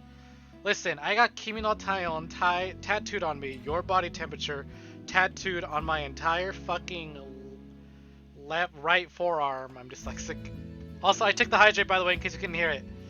If I can get a fucking music box version of that song, I will never be okay ever again. But I will be the most okay I've ever been. All except for that one moment in the kitchen. The ringing of gunshots are as vivid as it sounded that day. Even Ma's hysterical screams the moment Pa's body hits the floor motionless, hits lifeblood flowing out from under him. And the gunman. He was smiling. He was smiling when Pa opened the door to welcome him. He was smiling when he put a bullet to Pa's chest and Ma's head. I've heard stories of how the world could be a cruel place for people like us before. I never believed until that moment. Nan and Gran took us right after that. Sis and I flew straight to New Jersey as soon as they heard the news. Yeah, this does sound like kind of like open world, go explore vibe music. A few days after, Ma and Pa were laid to rest. And we have a new home a continent away. I didn't even get the chance to take my favorite pillow with me. Oh, King, I'll go get it for you. They said something about the change of environment will be good for us. They had no idea the different kind of ghosts would follow me here. I expected questions, mostly those brimming with childlike curiosity. And maybe something that are a little too hard to answer. But to her credit, she just sat there, lent her ears, and looked at me with no expectations or unnecessary judgment in her eyes. She appears wiser and older like this. Easier to see the breadwinner in her. Her younger siblings are lucky to have her. When I'm done, after everything's been said, she wraps her arms around me. A bit awkward considering the gap in our height, but it gets her sentiment across. But it's difficult to answer this in kind, if I'm even supposed to reciprocate the gesture, given my earlier apprehension. She pulls away shortly with a smile on her face. Not the reaction I braced myself for, but it is obviously better than what I imagined. Are you not gonna say anything? Am I supposed to say anything after? Like, apologize or something? I don't think that's very appropriate, but if you want to hear one, I can think of something real quick. Not really. Other people have something to say after usually. And they're not necessarily nice either. Oh, okay then. I won't. I can't think of something anyway. Sorry, I'm not very good with this. Who else knows, by the way? My older sister, grandparents, and just Ash and you for now. Maybe I think I should tell Rebecca too, but... Do it! Confide in your friends. They love you. You need the support. If you want the support, go out and get it. Your friends will not be bothered one bit. But not right now? Yeah, not right now. When I'm ready. Like today. Of course, King, you take your time. I'm sure she'll be willing to hear you out once you do. What the fuck happened to me? Okay, that was weird. I was just taking a sip from my tea. I just wanted to play a spooky I don't doubt she game. will. I'm more afraid of how she'll react after. One step at a time, yeah? Oh, I pressed something by accident, my bad. I just wanted a spooky game, and instead I get supportive friend jiggle physics, yeah. I get supportive friend and amazing love story simulator and a constant reminder that, hey, look, mental health is important. You should take care of it. Hey, you got problems? Talk to your friends about it. Oh boy, I could give advice, but I certainly can't take it. Whew. Surprisingly, it feels good to get that one out of my chest. I was a little afraid you'd be angrier. I didn't tell you earlier than today. I'm not angry. I'm just surprised. You didn't look like it. I wouldn't have suspected. I suppose that's how it often is, isn't it? We all have our... what's the word Becca uses? Inner demons? But this is something personal to you. I understand why you'd rather have a few people know. That too. Well, these past few weeks haven't been easy for you. I didn't want to add that. Not after last night. Fat fucking mood. Something passes in her face, brief, fleeting, and disappears right before I can recognize what it You is. okay? Yep, no worries. I'll be fine. Look, about last night. Never mind. This isn't a good time. But don't lose sleep over this, alright? What's important is you got what you want to say out. And if you need me, I'll be here. I should be relieved. Her words are more than reassuring in my ears. There should be comfort in hearing those alone, knowing I have another person to rely on if things ever go bad.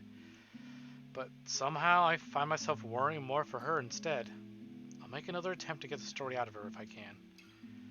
But this is a dance I know all too well, and with her, I doubt forcing her to say something would yield any results. As much as I want to imitate Ash, there's only so much I can ask that won't result in something a little over disastrous. At best, she'll stop talking to me until a week passes. At worst, I'd rather not risk it. I've never seen her angry. Outright annoyed, maybe, and often directed at Ash, but never furious. What do they say again about the happiest people when angered? Besides, it'd be unfair to her after our little chat. So, food then? She seems relieved at the brisk change of subject, as if it has been simply waiting for its cue all this time. Her stomach rumbles at the mention of food. Rather loudly, as a matter of fact. Alrighty, Missy. We're going to get some chow now. Better be quick, though. Can't have your stomach starting a revolution on us here. Revolution! Don't make fun of me. I'm not that hungry. Maybe a little. I didn't think I'd end up skipping dinner last night. And now we have one starved stomach protesting. Sorry, it'll be nothing fancy, since I'm a little low on stocks. Soon! Soon! I should probably drop by the grocery store after the meeting this afternoon. I can make a quick run for you if you want. Coffee, Cheetos, chicken for breakfast. Goodbye, Zero. Thank you for the bits. You will be forgotten. Nah, I've got enough to put together something nice here. Maybe. I could always improvise if we're missing an ingredient or two. It ain't like we're going for a Michelin 3-star status here. Also, didn't I say you're a guest? Is this a Filipino thing? Or just Rebecca rubbing off on you? It's what happens. Zero's not allowed to bring up coffee, Cheetos, or chicken. Never all together. It's too powerful.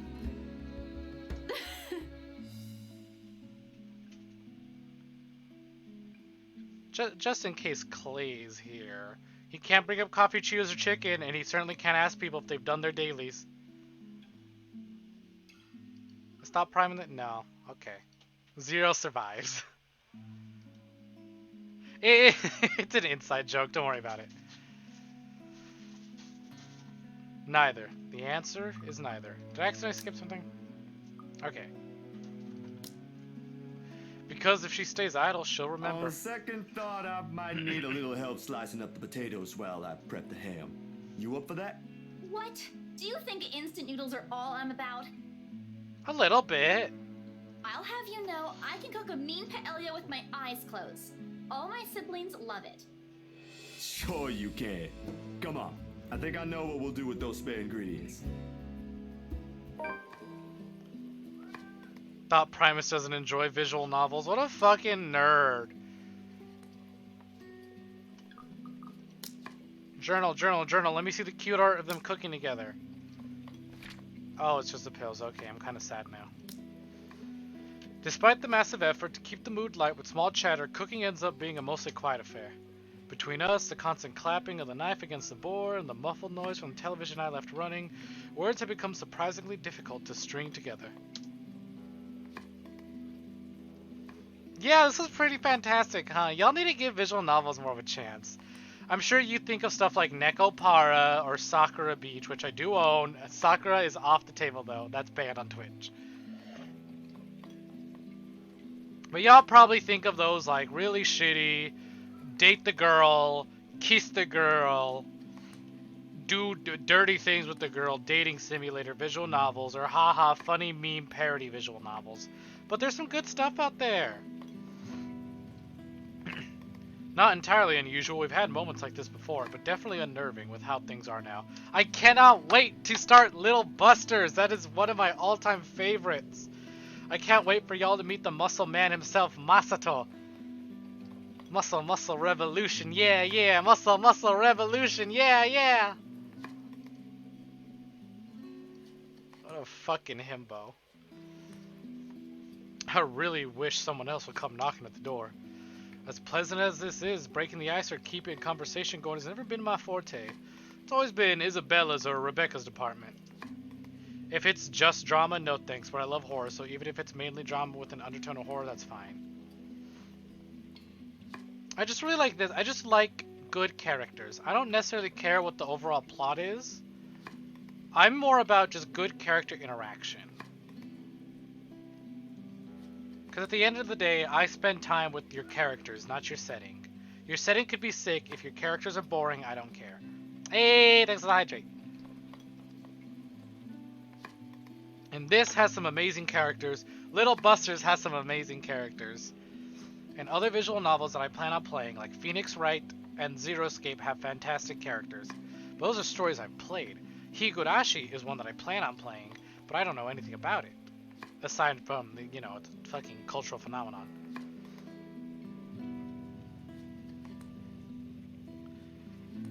But yeah, visual novel journey. I'm gonna indoctrinate all of y'all in here. Nobody thought anything of the letter when I started it, and now we all go crazy for it. Sometimes ashes, although most coming from him border on awkward or embarrassing. Yeah, I finished the first Ace Attorney, and I did half of the second one, but never actually finished the trilogy. Speaking of the guy, he never did call back, and I'm willing to bet my entire yearly salary that he fell right back to sleep after that call. Or not. Sorry, Bella. Could you... Yep, I got it. The potatoes are almost ready, by the way. I turned down the heat just in case. You might want to check on them, though. Hold on, I'll be right there. Hope you made enough for 3. Sheesh, wait up. If you keep rapping at the door like that, you'll break it down. Ash. Oh, good. You're awake. I like how she just knew it was him.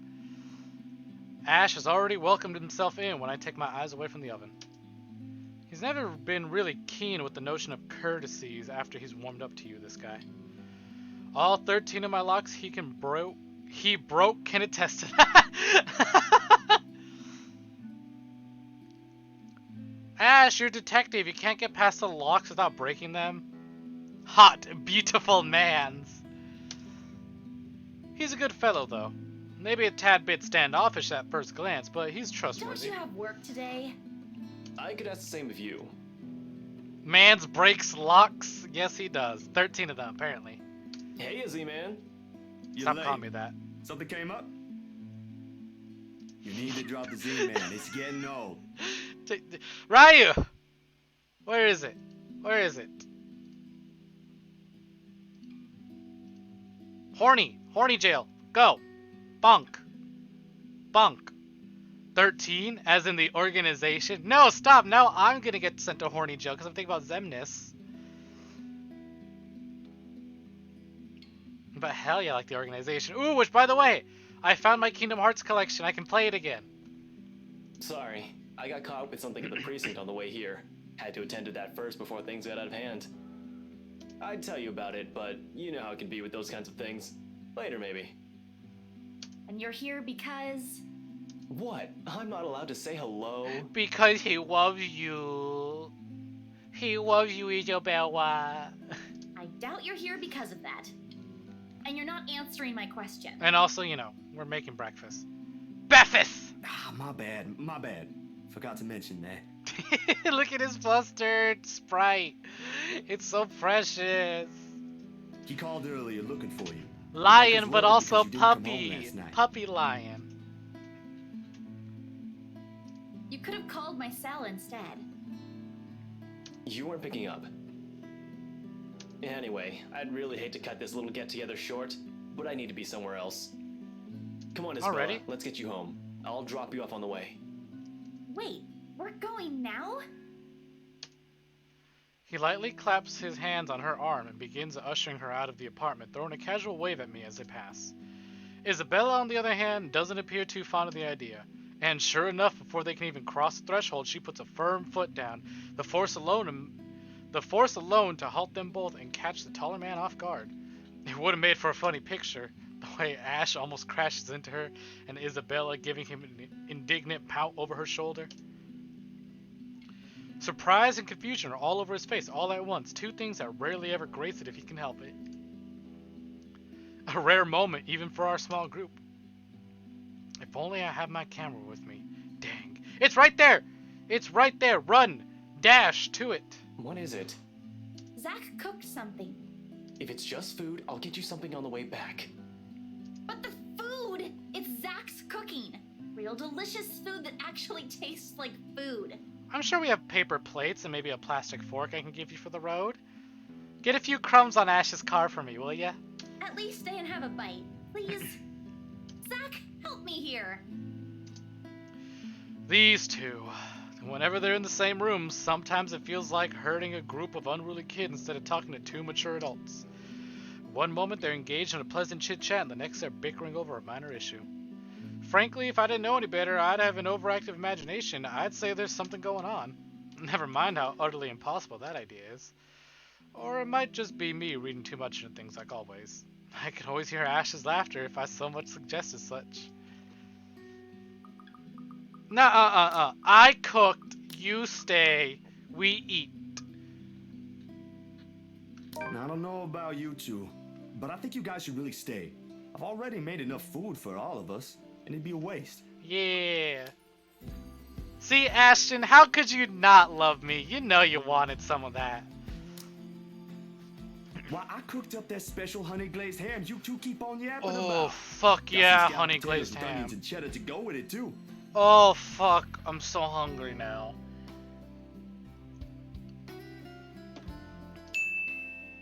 The oven timer dings. I shoot the two of them an apologetic look before sauntering over to the kitchen, mittens in hand. The sweet smell, the glaze, and salty tang of melted cheese wafts through the air as soon as I open the door and take out the two trays inside. The scent immediately fills the entire room, and even with the door and windows open, the mouth-watering aroma lingers. It's appealing enough that when I put the dishes down on the counter, another starved stomach protests loudly, followed by a burst of laughter. My head snaps up at the two of them, and I can't keep back the smile at the sight they make. Isabel is clinging to the doorframe for support, doubled over with breathless laughter.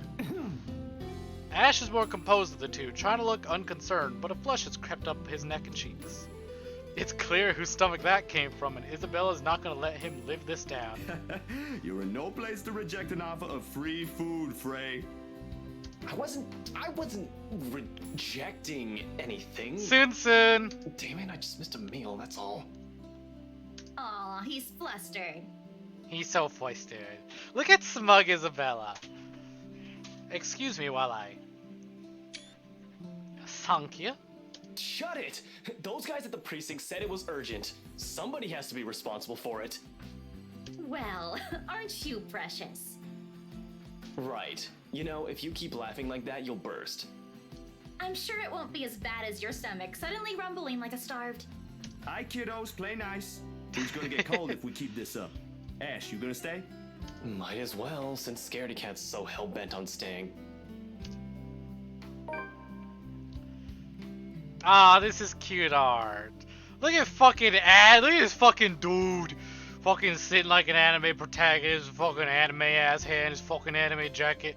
Look at this fucking dude. Dressed like a fucking normal person, you fucking buffoon. I say as I am an anime person on the internet. And also dressed like one IRL. We eventually settle down after the food's been served. The jibes replaced by another round of friendly chatter, mostly about what's on the news the night before. Eh? Where's my F12? Boop. I love his E-boy look. He's supposed to be a detective. I don't know about Detective E-boy over here. Detective fucking TikTok. Detective fucking God, that delicious food looks amazing, delicious. Oh, that looks so fucking tasty, I want it. There is, however, a conscious effort to avoid mentioning what's currently on the headlines. The dead is a never a good topic to talk over food and polite company. This case in particular. The wounds are too fresh, too soon. I'd likely avoid it as well if I were in her position, and someone I personally knew passed away in a gruesome manner like that. Though perhaps perhaps the closest we got to broaching the topic is when the infamous mansion is brought up again. But even then, we're careful, Ash and I. We keep the conversation light and avoid bringing up her late business partner. It's the least we could do. The Wrights? Yeah, they're planning to move in soon. In fact, they already have a housewarming party planned. It's why they wanted us to rush the papers. They wanted to send the invitations out as soon as possible. Oh, now I get it. Get what? Remember what I told you last night about the new clients? Vaguely?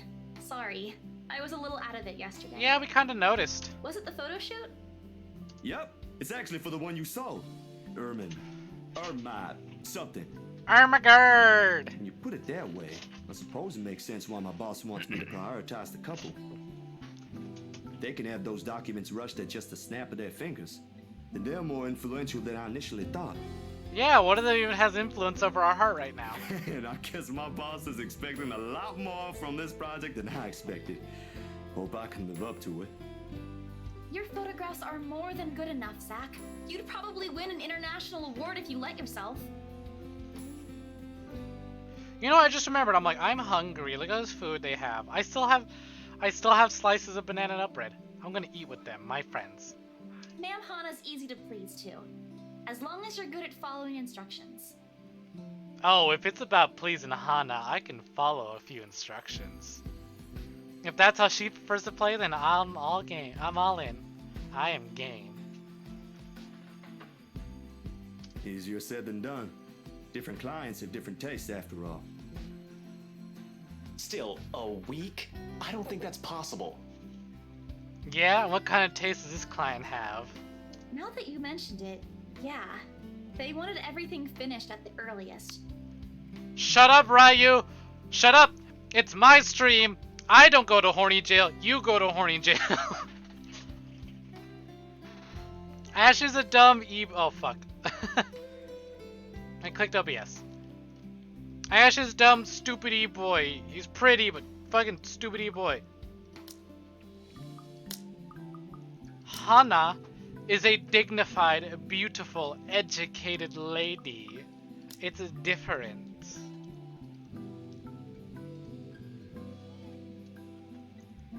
I'm sure she doesn't go around breaking locks. Although, she can if she wanted to.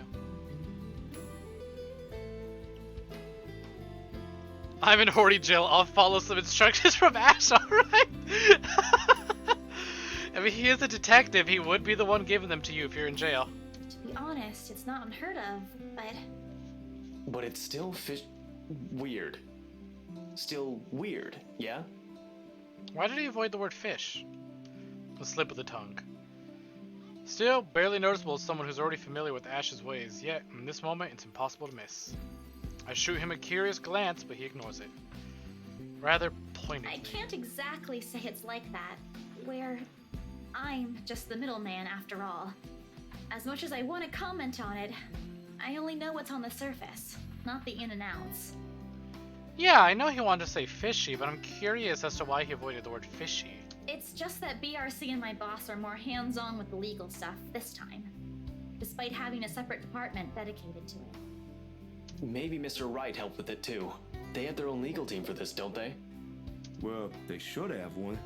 Especially for a big property like this. They have, but like I said, it's off our hands. Rose and I don't handle this stuff in the office. If anything, to me, this just means I'll be able to send the rest of the funds to Papa's treatment earlier. I guess that makes a whole lot of sense. Officially off our instant noodle diet, aren't we? Ash, has anyone ever told you that you have an uncanny way of ruining the mood? Look at this. What is with this face? I love that. That's a mood. I feel that. What? I was just saying. A few more months of He stuffing your looks face so with those, and baby I'm sure here. you'll start to look like a noodle cup. She looks way more mature now. I was just saying how she looks baby. She looks so much more mature now, and he looks so baby. Isabella smug. I wouldn't say that's smug. More irritated, I'd say. That's a pretty picture. At least I don't live off convenience store food. Or make poor unassuming pressure cookers explode. What? How did you... Oh, come on, Zach. Sorry, it just came up while we were cooking earlier. Haha, you can't cook. I'm impressed, Ashton Frey. You even made it to the news. A one-time thing. And it wasn't as big as you seem to be imagining. Big enough to be on the news, pretty boy? Oh, sure. Let's all pretend that one time you almost set my apartment on fire didn't happen too. Hey, that was an accident. You were making a salad, Ash. Can we please move on to a different topic?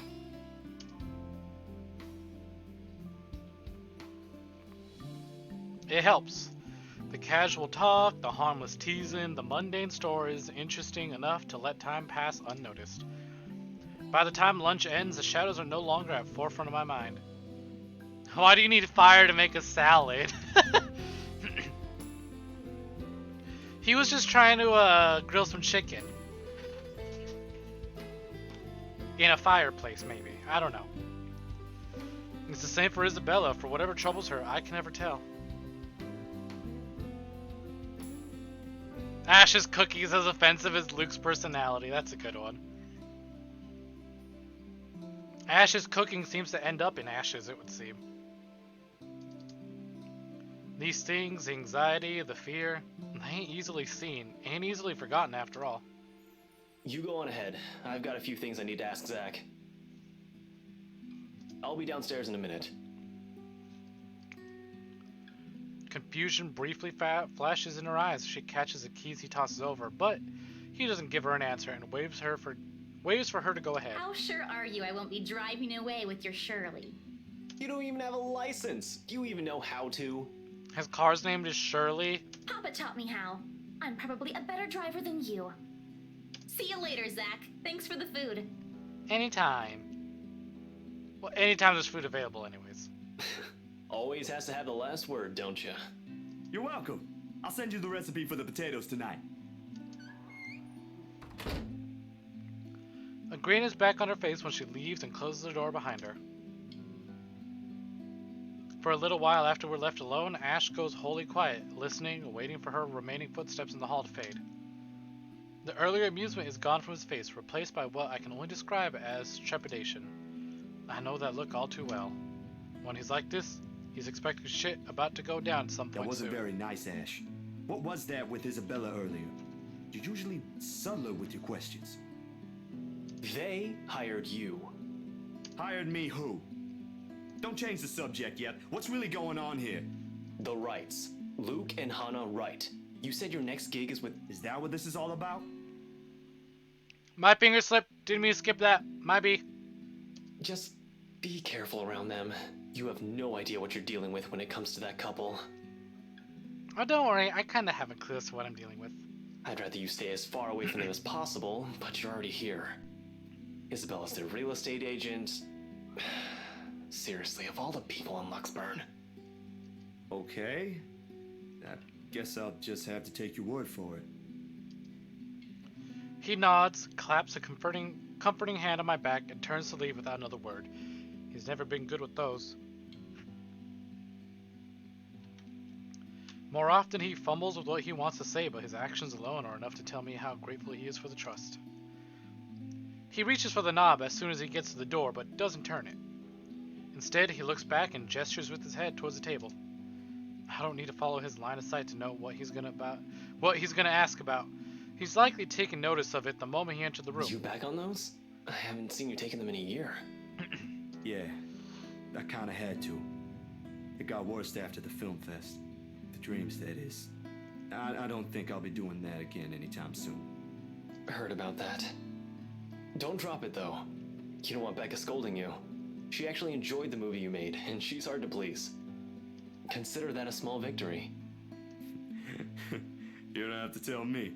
She already did. Rebecca and Bella both gave me an earful after I said the opposite. Promised them I wouldn't, but you can never tell. Hopefully, once I feel better, I'll be able to think about it properly. Speaking of Bella, she didn't open up to me, but maybe with you and Rebecca. Yeah, I'll try. I can't promise anything, but I'll talk to her. Thanks. That's all I'm asking. This time, when he reaches for the door, he lets it close fully behind him without glancing back. A mild draft sweeps into the room as I close the door behind him, slightly disturbing the papers on the nearby fridge. Timeline. Hey, that looks tasty, even as a sketch.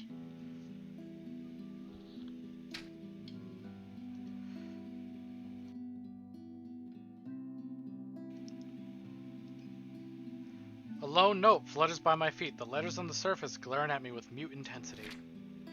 Ermengarde Mansion. Hana Wright, 11 a.m. for luxury living. After Ashton's warning, they all hold a different meaning now. Yeah. The next 2 days rush by in a blur, altogether leaving a collective mess of my work suddenly piling up in new, unexpected acquaintances or friends. Depends on how you look at it, really. Hey, hydrate!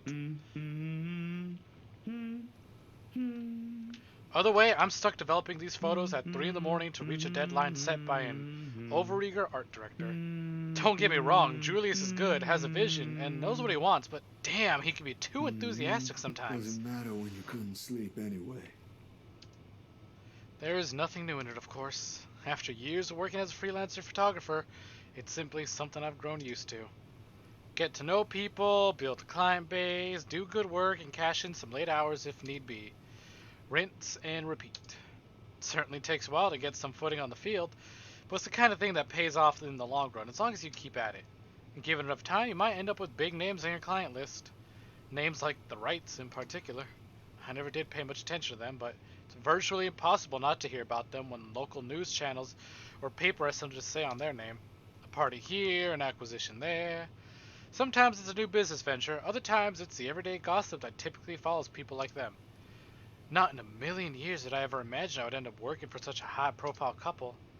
And between that and the fuss that comes with it, it leaves me no time to ponder over whatever happened to Isabella, or why Ash is so adamant we keep away from the pair. They do seem like the good folk, though, despite the whole fame thing. Sure, there was a rumor run around years ago about him being involved in some business scandal. But just like every gossip blown out of proportion by the media, nothing came of it, and eventually it simply died down. Much is definitely left to be said for the husband, but I doubt a woman like Miss Wright would pick him if he doesn't have any good points at all. Miss Wright. Hannah herself, though. Oh my god! Look at her!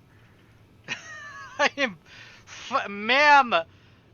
I have feelings for you!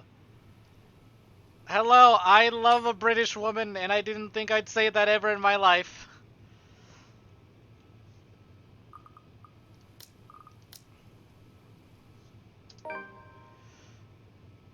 She's so fucking cute, I know! The tabloids had it all wrong, that's for sure. For someone born with a silver spoon in her mouth, well, she ain't exactly what I was expecting. Among other things, the newfound friendship was what I least expected from her. But here we are. Although, with a life as public as the Wrights, no wonder it's the woman who often gets the crappy end of the stick. I can't help but feel sorry for her. She's a real nice person when given the chance. You go all on safe for that? Maybe. Heck, she might even have ended up friends with Rebecca and Isabella too if they weren't living worlds apart. She's already friends with Rebecca though. Probably. The beep quickly pulls me back before my thoughts travel any further. In one practice motion, I carefully place the wet print I'm holding on a drying rack and amble over my makeshift dark room to get the last photos of water bath. So I just want to check something. Did we go to the party already? So October 25th is when we had our lunch, and then 2 days later is today. And then 28. Oh, yeah. Okay, so tomorrow is the day of the party. Neat.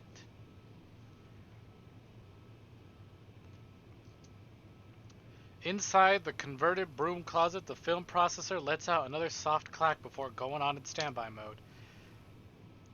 As its mouth, a lone photograph sits on the tray, barely visible with the lack of light. It's the last one tonight for the set Miss Wright requested. I don't usually make this a habit, giving away stuff that is. It's bad for business no matter how well-intentioned or generous you are. This exception, however, she did treat me well and was a pleasant companion all throughout the shoot. Even if she didn't ask, I would have probably given her a few prints just for the hell of it.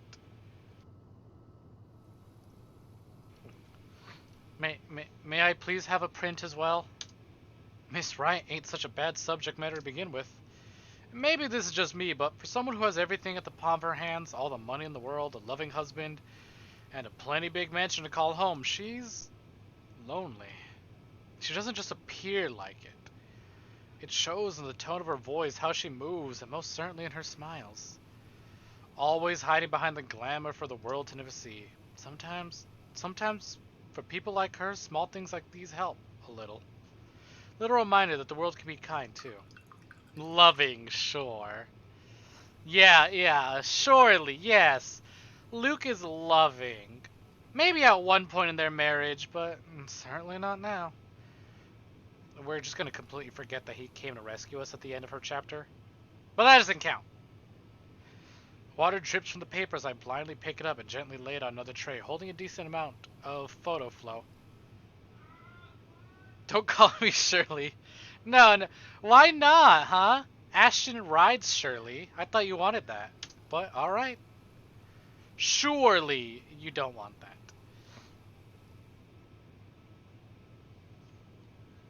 A few seconds under the solution is all it needs before it's ready for drying. No good rushing this last one, even if my body's already screamed for some decent snooze.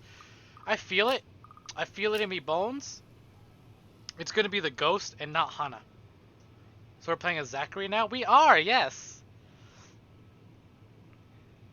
You got really sucked into the movie. That's fine. Yeah, no. Right after Hana met the ghost, we swapped over to Zach. I thought you were paying attention. His car's name is Shirley.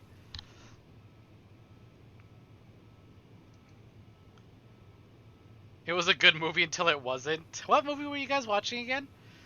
My hand fumbles for the light switch, moving towards it with familiarity, while I fish for a squeegee among the mess of tools on a drawer with the other. The bulb flickers twice before it glows, settles, and casts a soft light in the tiny space. When I glance back down, squeegee in hand, ready to finish the process and finally call it a night. Yep. Ghost. I feel it. There is no wife there, only ghost. What on earth? God damn it! How fucking dare you ruin Hana's beautiful visage like this? Her head is gone. Blurred and distorted beyond recognition, rather. The area completely smudged over, leaving no trace of the same sweet smile the good woman carried in all her previous prints. Damn, that was too careless. Common mistake to make, of course, if one is negligent enough to pick a newly processed photo in the dark, like I apparently did. It has happened before, loads of times actually. But I still can't feel a small pang of frustration over one mistake a newbie would likely make. I reach over for the switch again, intending to develop a new one from scratch. It could pass off for one of those supernatural pictures they show on TV, though. I am the mother is the movie. A memory clicks, one cursory thought in the sea of many, in a short yet distinct second from the day before. A glimpse is all I got, but it's enough to burn the image in my mind. There was a shadow. Oh, yeah, this moment. No, a woman. In her 20s or early 30s, maybe? But with how far gone her flesh alone has become, it's not possible to tell at first glance. The skin itself has already taken a sickly pale color, rotten in most parts, blood dripping from every open gash and lesion on her body. Bony hand grip Miss Wright's neck like a noose, straining the skin underneath with a vibrant shade of scarlet. Nothing but malice fills the gleam in her eyes. Zachary? I melt like butter when I hear her voice. Not for me, but for Miss Wright. Zach, is something the matter? You're not here right now, that's the problem. Oh no, there's nothing wrong.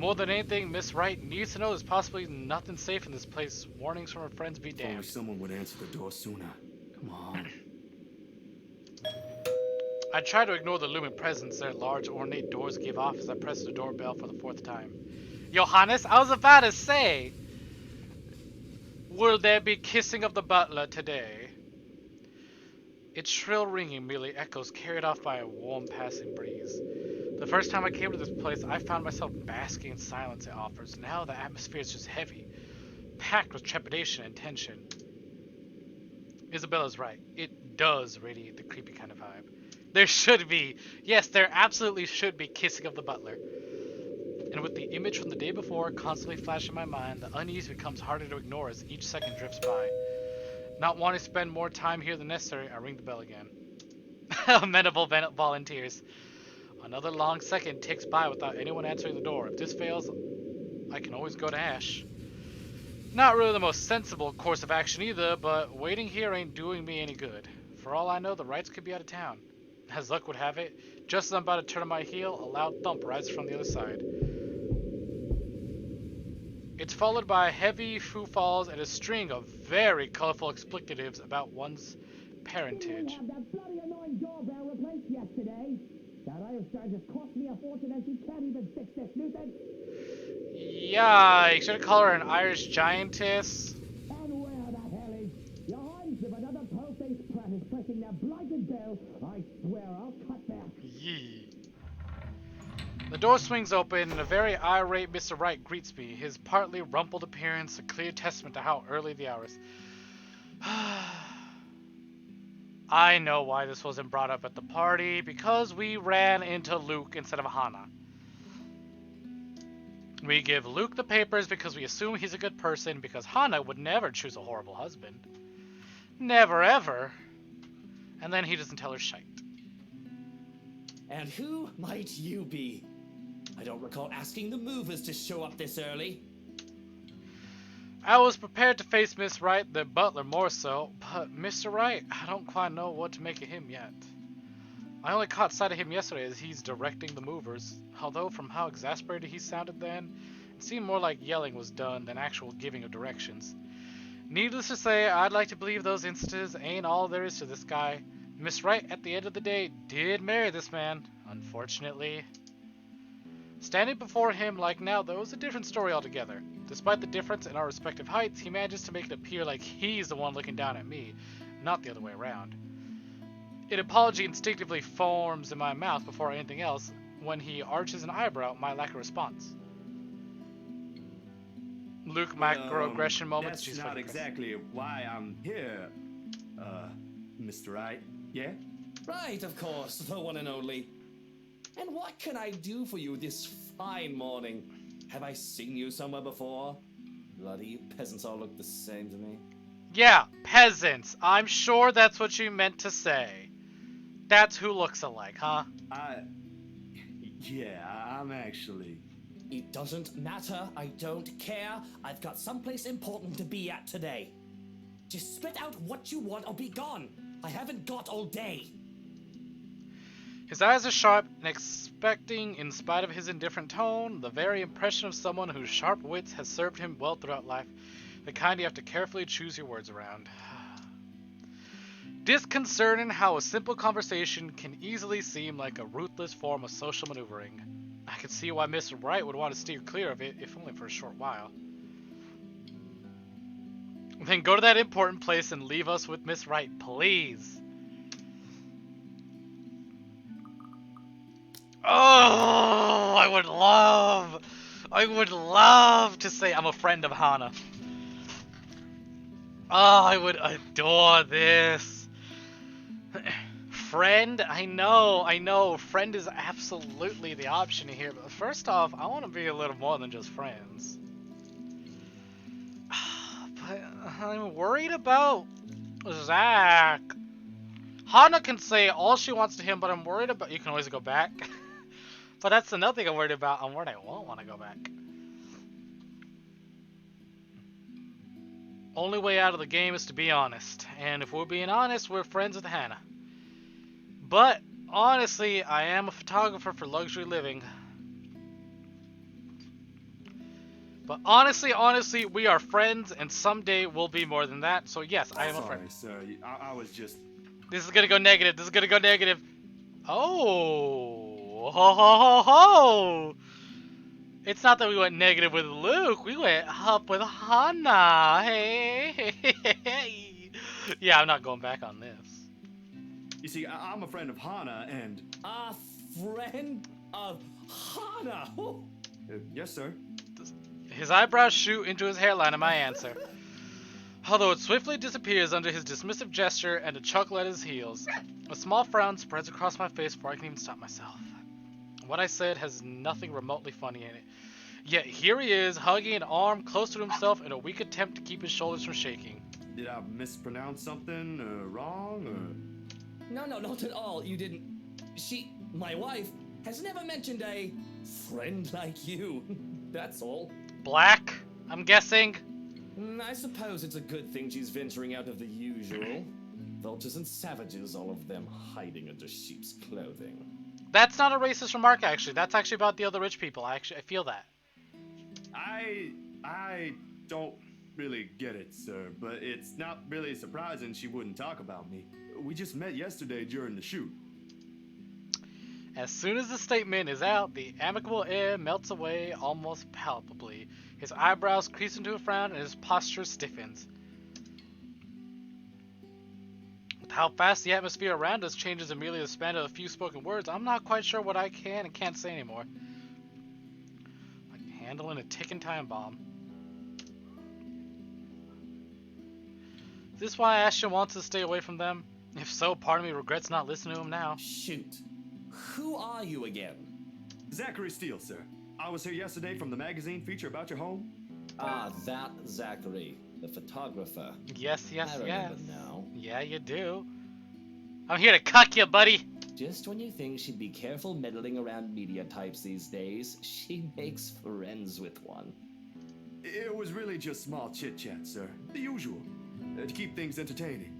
The shoot did take the whole afternoon to finish.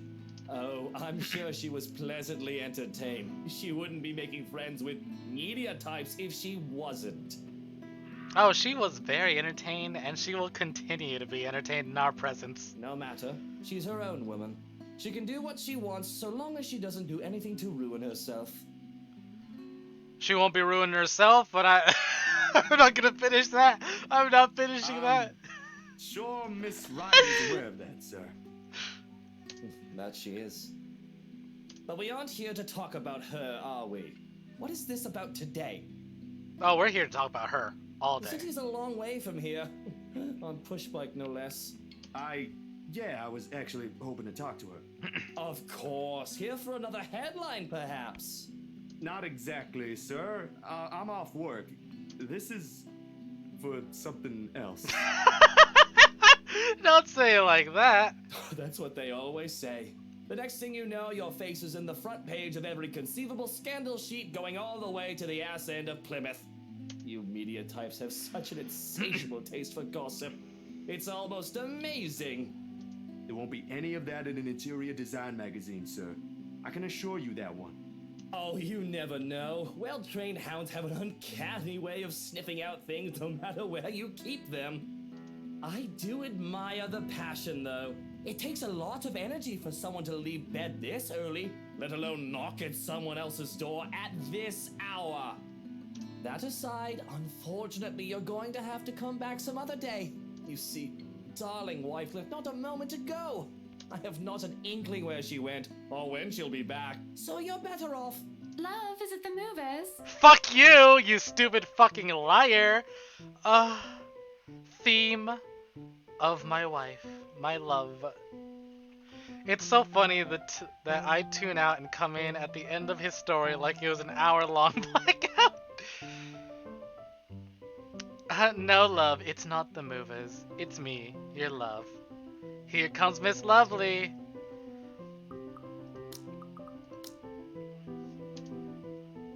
He stops speaking altogether, and the complacent expression he has collapses on itself. Not so hot now, are ya? But speaking of hot, slowly he turns just as his wife walks up to him. With a step too lively for comfort, a smile too sweet to be honest. She's very likely heard everything her husband and I have talked about. Going off somewhere. Yeah, she heard. Damn right she heard. Did you see the plus go up when I said we're friends? Look sadder, Mr. Asshat. I've got the few things I want them to transfer already. Marianne made this splendid arrangement for the music room and... Love, are you listening? I thought you already left, Buttercup. She musters a frown. A pout more like... Saving. Let me get... Hey!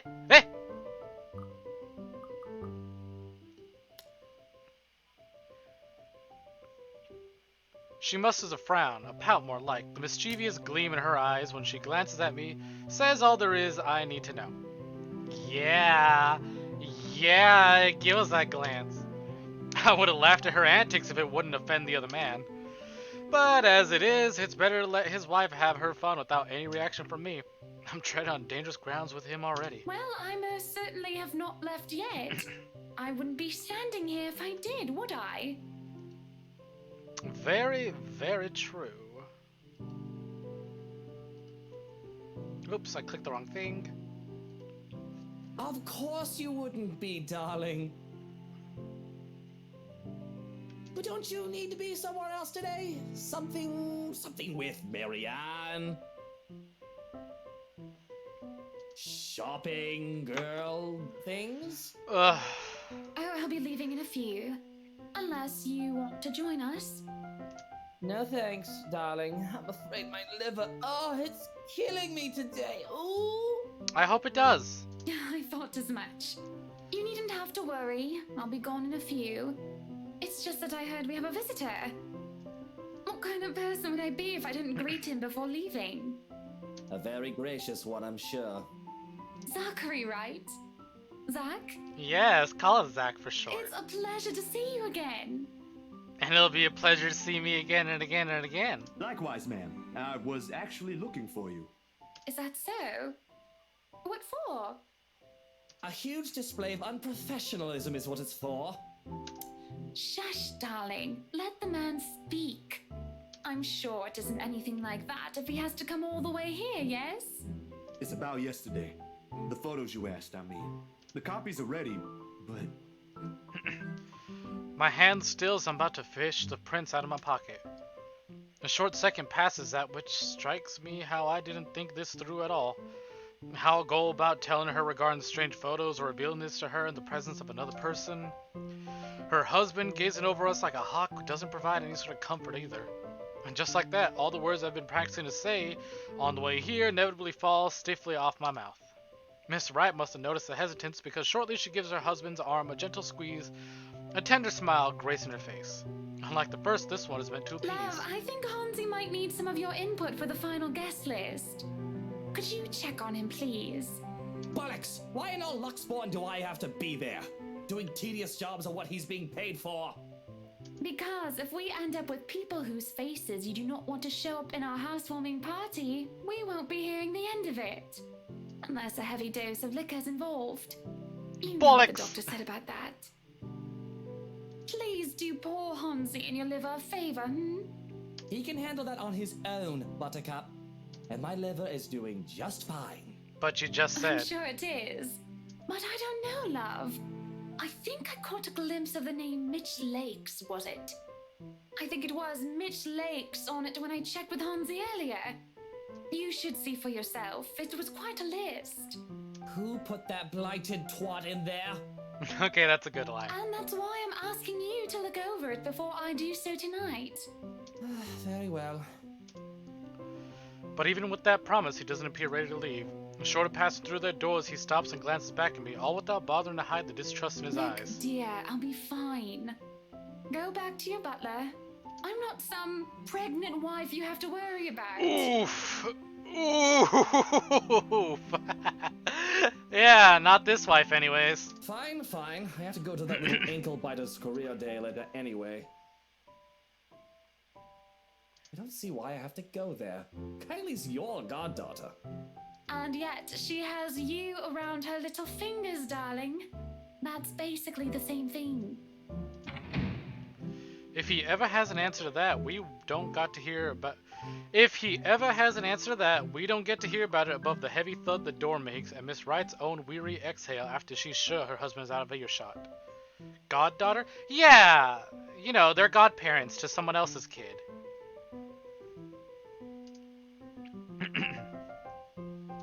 She's nothing but apologetic when she fixes her gaze back to me, and I can't help but return the same to her. I'm so sorry you had to deal with that. My husband can be a bit trying when he really applied himself. They kind of are fairy godparents, how much money they have. They can make a lot of kids' wishes come true. It's fine, Miss Wright. No harm done. It was my fault for showing up here unannounced. And this might be strange coming from me, but he does have the right to be wary. Yeah, he Press does. can be quite vicious when it wants to be. Caught unexpectedly, they'll pick you apart. It's not surprising why he acted the way he did around me. Sweetie, if Luke treats every journalist who shows up here like that, I'm afraid we'll end up with a harassment lawsuit hanging over our heads sometime in the future. Vicious or not, some sort of finesse has to be exercised when dealing with them. I'm sorry, I hope that wasn't too offensive. Not at all, Miss Wright. Besides, I don't think an interior design magazine would be interested in who harassed who this week. Unless it has something to do with fighting over tastefully arranged furniture.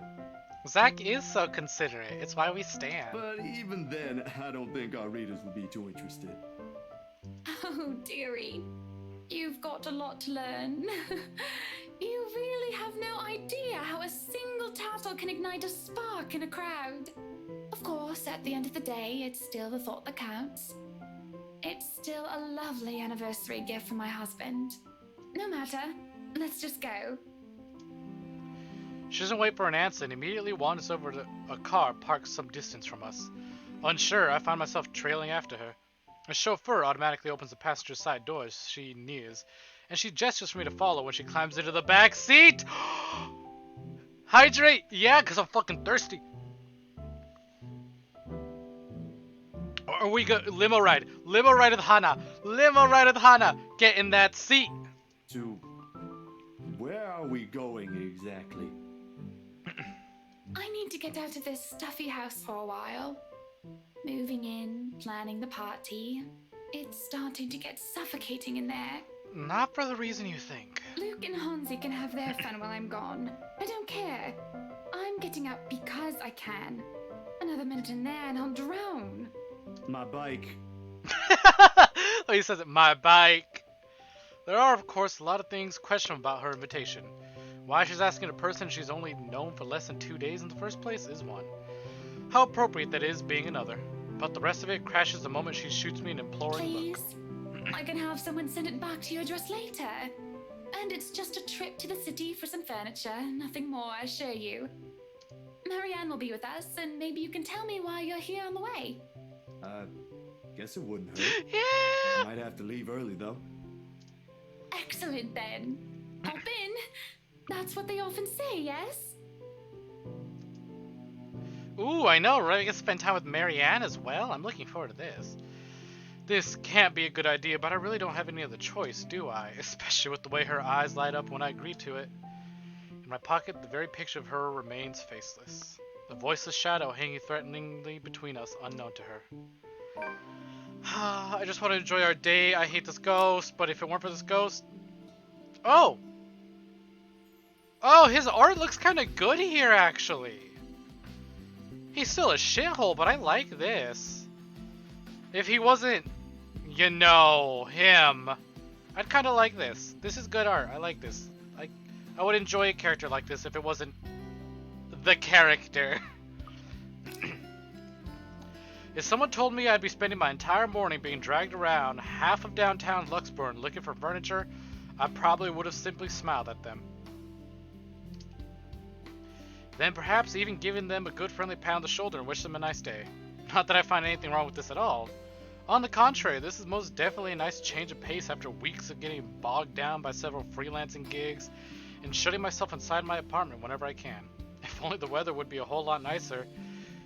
The kind with less sun and more clouds, perhaps.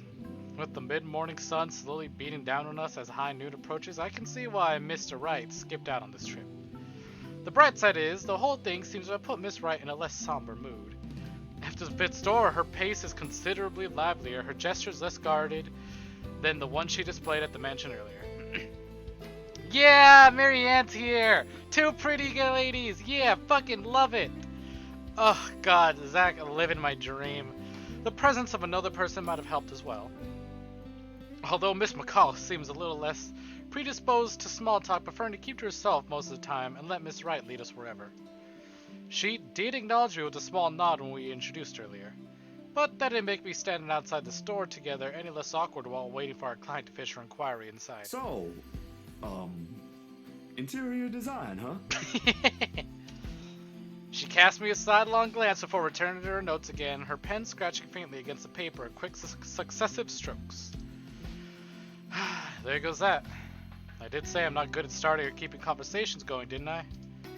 She doesn't look back up again. I take that as my cue to stop any attempt of striking a dialogue with her and keep myself occupied with some other thing.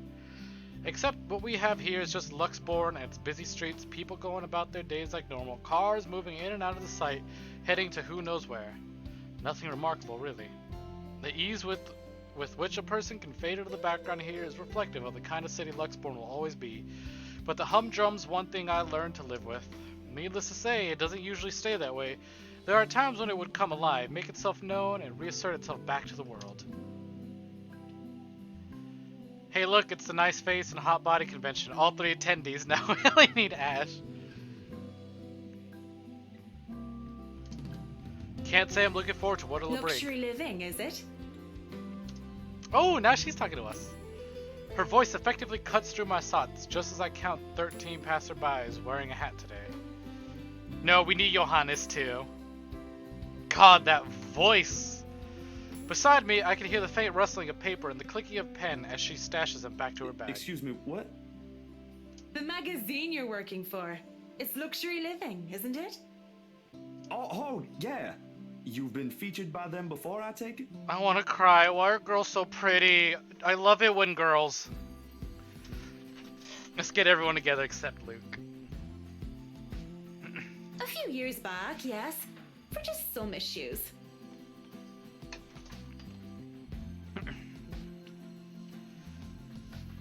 My designs still appear from time to time, though not as frequent as before. Gotta have room for new talents, right? Now, I may have been assigned male at birth, and I may not necessarily be female, because I'm more non-binary, but I look at girls and I look at pretty women and I go, I'm so fucking gay. It may not show in her face, but the pride is evident in her voice. Good folks, the people running the publication. Tell me, is DK still on the editorial team? Nah, I wouldn't know. I've only started taking jobs from them this year. Freelancer, you know. I wish we got to see Johanna's husband. I want to see the man beautiful enough to be the husband of someone like that. Donkey Kong. Is Donkey Kong still on the team? Good man, that guy. Anyone in our field should meet him. Oh, thank you, Amenable. But yeah, I see girls and I'm like, girls. Boys are pretty, men are hot. But ladies and girls, I'm male. Ma'am, I'm so gay. I do listen to Girl in Red after all. He had a lot of things to say about art, all of them relevant. Learned a lot from him, actually, even if we both came from 2 different fields. I hope he's in a good place. I haven't talked to him in a while. Anyway, your portfolio must have been good if they gave you the job. They don't easily assign big features to freelancers like this. I was trying to take a screenshot of something. I did control print screen, and then it it tried to fast forward and it scared me. Please ignore my panic there. I wouldn't say I am, but experience, you know? The more you practice it, the more you learn the tricks of the trade. That kind of stuff. I know what you mean. Still, you've got to keep up with the competition. Each year, a new talent emerges, and, well, you never know. Clients can be a bit fickle-minded with their choices, believe me.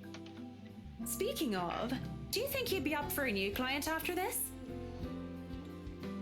Oh? I think so. Depends on how big the project is. She reaches into her bag again. Marianne McCullough, Charlie Rose Designs, interior designer, McCullough at xmail.com, plus 44 53 87 07 18 36. This time to pull out a business card, which she hands over When to you're me. free, send your portfolio to Chris. He's my assistant. He's been looking for a decent photographer to help with updating the studio's portfolio. I'm gonna email her Nothing some urgent, thirst. But the sooner the better. Oh my god, ma'am. Not sure if I'll have the time to squeeze this in. But, alright, I'll give it a go once. Marianne, could you look this over for me? Look at you, Zach. You're going up in the world because you got a rich British lady to fall in love with you. And she's introducing you to her incredibly attractive and hella well off. I don't know how rich she is, but wow, she must be good at what she does. Look at that, you're making connections, you're networking. I'm so proud of you, Zach. And all just because you're a good person. You deserve it. You deserve the world. At the very moment Miss Wright emerges from the store, when I look back at Miss McCullough, a mask of professionalism has returned to her. Or at least, that is what it is trying to be. There's a different light in her eyes as she faces her, a flicker of familiarity and recognition. I'd say it's fondness, but that would be too presumptuous. Whatever it is, it doesn't last, and it briskly swept under the firm tone her voice Definitely. assumes. Is there a problem? They said they don't have the colors you suggested. Do you think we can change it around for a bit? It might take a while if we insist what we want, and you know I'd rather not worry about this later. I think it'd be better if I handle this one myself. Excuse me. She walks into the shop without another word, leaving the two of us standing outside. My heart. As soon as she's out of earshot, however, Miss Wright lets out a giggle and swipes the business card cleanly off my hand. Oh, you caught wind of that, yes? We're gonna tell Hana about the— we have to! It's why we're here! She smiles, a bemused little thing spreading across her face, and waves a card in front of me. I wish she'll do that more often, the smiling thing. It suits her more than the other one she frequently shows to the media. I look away, and the next thing I know, you're picking up women. On the streets, while the sun is high, no less. I'm not sure if I should be appalled or amazed. No, my heart belongs to you, I swear it. I mean, although, if you're talking about me the player, not Zach. My heart still belongs to you. But Marianne, though, do be pretty. Whatever happened to the Zach I met a day ago? About as tall as you. Photographer. Quite the gentleman. Ugh. To tell you the truth, I'm a bit disappointed he's gone. Oh my god, stop. It ain't like that, Miss Wright. Why, the tease, I am in love with a cartoon. I am in love with a cartoon blonde And woman I'm sure Miss McCullough's not the with a kind British of woman to let herself accent be picked and- up by strangers, let alone people she barely knows. and like, how many frames of animation is that? I don't know, but I love you, Miss Hana. Oh, shush. Let me have my fun. That was the cutest thing ever. You can have all your fun, ma'am. And didn't I say you can call me Hana? This right after you introduced yourself as my friend in front She of heard my that. husband. I do believe this isn't how friends address each other. Too formal, don't you think? She gives the card back to me nevertheless, and with it, her mood fades into a more pensive one. An odd look settles on her face, yearning, a bit wistful, as she looks back towards the shop's display window. There's nothing remotely interesting in it for me when I follow her line of sight, though. A few trinkets here and there, a fur rug, a sofa, a wooden side table, and a lamp, all tastefully picked and arranged to resemble a typical antique living room. She's yearning and being What was your words that you used? A yearning but wistful look. Because she's not looking at the furniture, she's looking at your reflection, Zach. On second thought, it does look comfortable. Yearning for the mans. But the way they added a crib beside it baffles me. Oh, she wants a child. She wants a kid. Unless, of course, the people they're hoping to market to are those who already have children or about to have one, then maybe it is fitting. Peculiar choice of decorations aside, it does make for a nice icebreaker, if it's not on the same level of weird and completely out of the blue. And still leagues better than the awkward silence, which is definitely too out of character for a personality like Miss Hannah's. How should I start the conversation? I don't like kids, but I think that one looks cute. Oh, I think that one looks cute. Oh my god, we're about to hit max.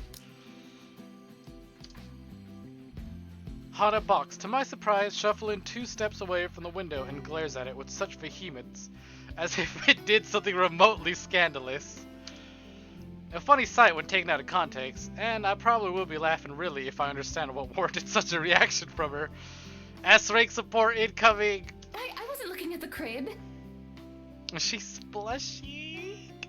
I wasn't really talking about She's the crib, blushing! Very good then. She's embarrassed. But it wasn't the crib, alright. Alright, I get you. But that's not it. Honest. I was just saying the stuff that was on display there looks nice. Or at least as nice that it can be compared to the ones we visited earlier. Zach and Hana sitting in the tree. Kissing. Wait, here comes Snack. Make room for me.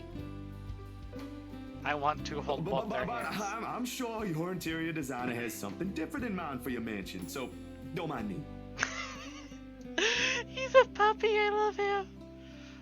I was hoping that would be enough to cut the topic short. Instead, she sighs, leans on the wall close to her, and runs her hand through a lock of her hair. There's a far-flung look in her eyes, even as she fixes it on the concrete curb. You need to stop looking at people like that, sweetie. I'm afraid I don't quite catch your drift, ma'am.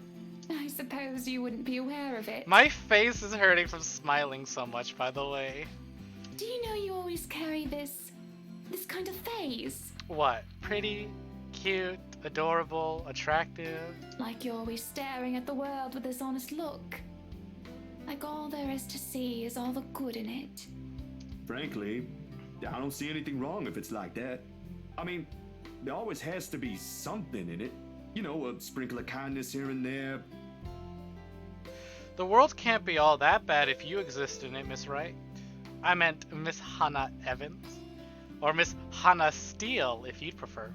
Otherwise, we'd all be miserable. For you, maybe. Some people have to fight through it just to see that.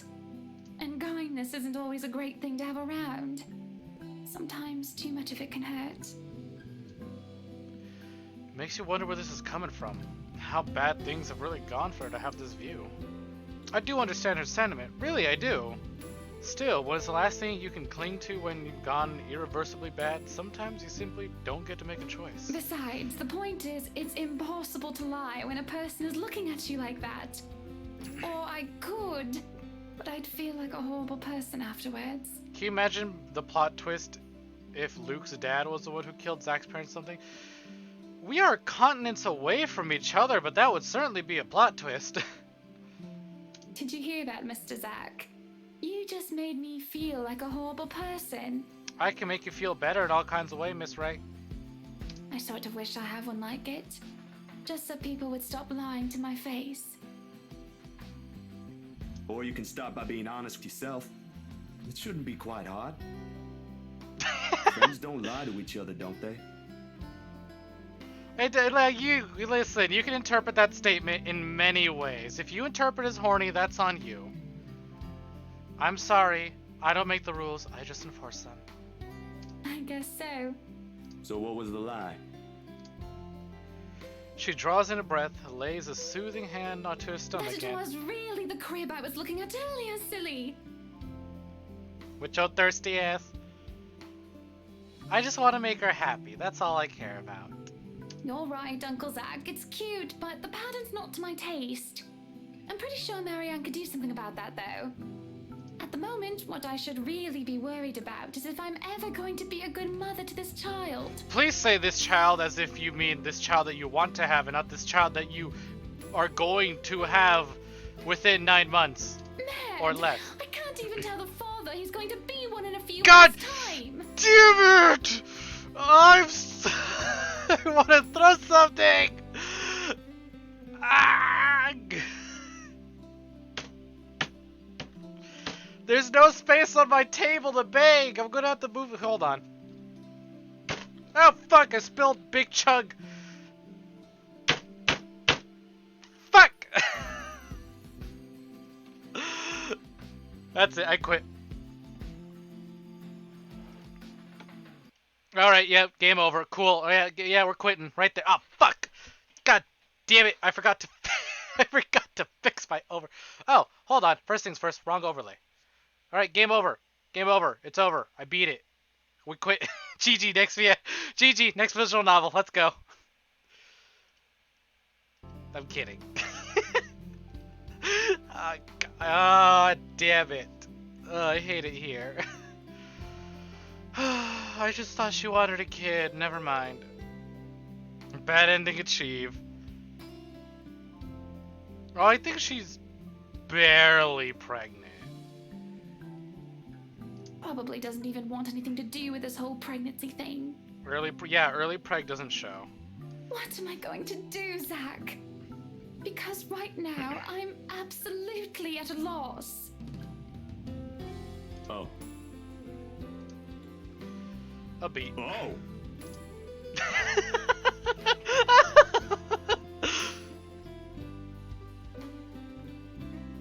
Yeah, you know what? If it doesn't work out with Luke, you can call me Daddy. Thought she had implied she was far in, but must have been my missing. Yeah, no, she's definitely preggers, unfortunately. But she probably just found out recently. The realization strikes me like a ton of bricks suddenly bearing down on me. More than astonishment, oh, I love this song. More than astonishment must have shown in my face because Hannah lets out a chuckle. The slump on her shoulder disappears altogether underneath her mirth. Don't look so surprised, dearie. Tied the knot 7 years ago, remember? Don't you think it's bound to happen? Say psych right now. She brandishes her hand right in front of me, the unassuming silver band on her finger glistening against the late morning sunlight for a second. The poor baby, though. I know firsthand how bad it is having a father that's got an addiction. Whew, hitting real close to home there. Shouldn't be bound to happen. You should be bound to someone you love and who loves you back and who's going to treat you right. For all I know, there's an entire story there. I'd ask, but that'd be too inappropriate, even for friends. It's not my place to meddle to begin Or with. at least that's what they've been saying early on. My whole social circle would be saying it's a long time coming. Should have been longer. But the kid is something you want, right? Because if it ain't, then that's a whole other problem. You clipped it! You clipped it! I should have seen this coming. I should have known. Of course. I wouldn't deny I've been hoping to have him or her for a long time now. But then, now that we're here, all of a sudden, there are a whole lot of other things to be worried about. Business, a new home, public image, my own husband, and I don't know. I didn't really have anyone for a role model. I practically grew up with nursemaids pampering me every step of the way. What if it happens to this baby as well? Oh, I can already see how this will end. Huh. I guess it's not just my sister. What? You and my sister. I mean, you're both having jitters or something like that. That's what it's called, right? First baby jitters? Mind you, she was really convinced she'd do everything wrong then. He even called me in the middle of the night. Asked to switch places the day she found out she's carrying a new member of the family. Never mind how utterly impossible the request is. I'm quite sure I haven't done anything of that sort yet. Oh, you don't know that? My brother-in-law has been telling me things 5 weeks into my sister's pregnancy. Since she's one cranky pregnant lady. Man, good thing I found a place for myself years before that bundle of joy arrived, huh? It can't be that awful. Who knows? I think Hydrate. we better leave it for Mr. Right to decide, yeah? But Zach, you are Mr. Right. Spelled R-I-G-H-T. Mr. Correct. You guys can't see it, but I'm pointing to him with my hands. Exactly. You are Mr. Right, Zachary! Provided he comes around.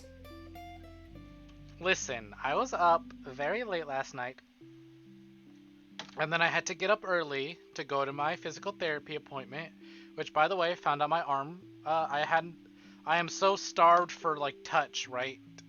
That, like, my arm and my muscles being pulled apart in ways I didn't realize muscles packed that tightly could be pulled apart. I was like, I don't care. This hurts like hell, but I don't care. I'm kind of exhausted, and then I had, like, one meal today. I got home, immediately got started on the VTuber, the Spooky Tuber Among Us collab, which was a lot of fun. When did that happen? When did that happen? When did you hit me with the woo? I have food. I had food. Okay.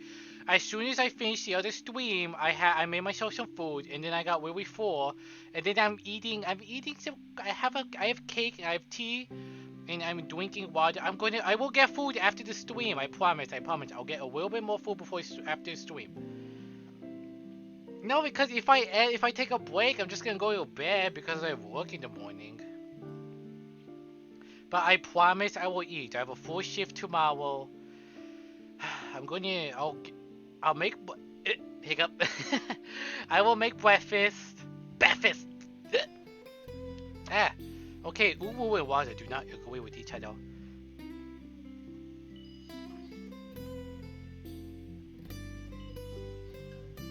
Yeah, I have work at 10:45. Good night. I'm gonna finish up with this scene. I'll probably head to bed actually, cause I do have work at 10:45, and I do need to get something in me before I head to bed. Since I'll probably be up to like 1 or 2 in the morning, anyways. But you know, nobody hears that. Nobody hears that. Anyway, let's just continue with the story. I promise I'm taking care of myself. Look, even Hana is looking at me. Man, please, I promise I'll take better care of myself. How am I supposed to prove to you that I can take care of you if I'm not taking care of myself? I promise. I will turn around and I will get things right. Arara? Arara? Or did you want me to do that in Uwu? Awawa? Awawa? Sounds awful.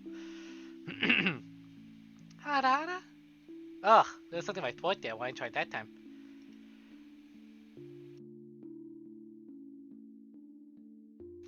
Arara. Awawa. That was cute. Oh wait. Okay. Oh wait. That's enough. You got a whole hours with that one.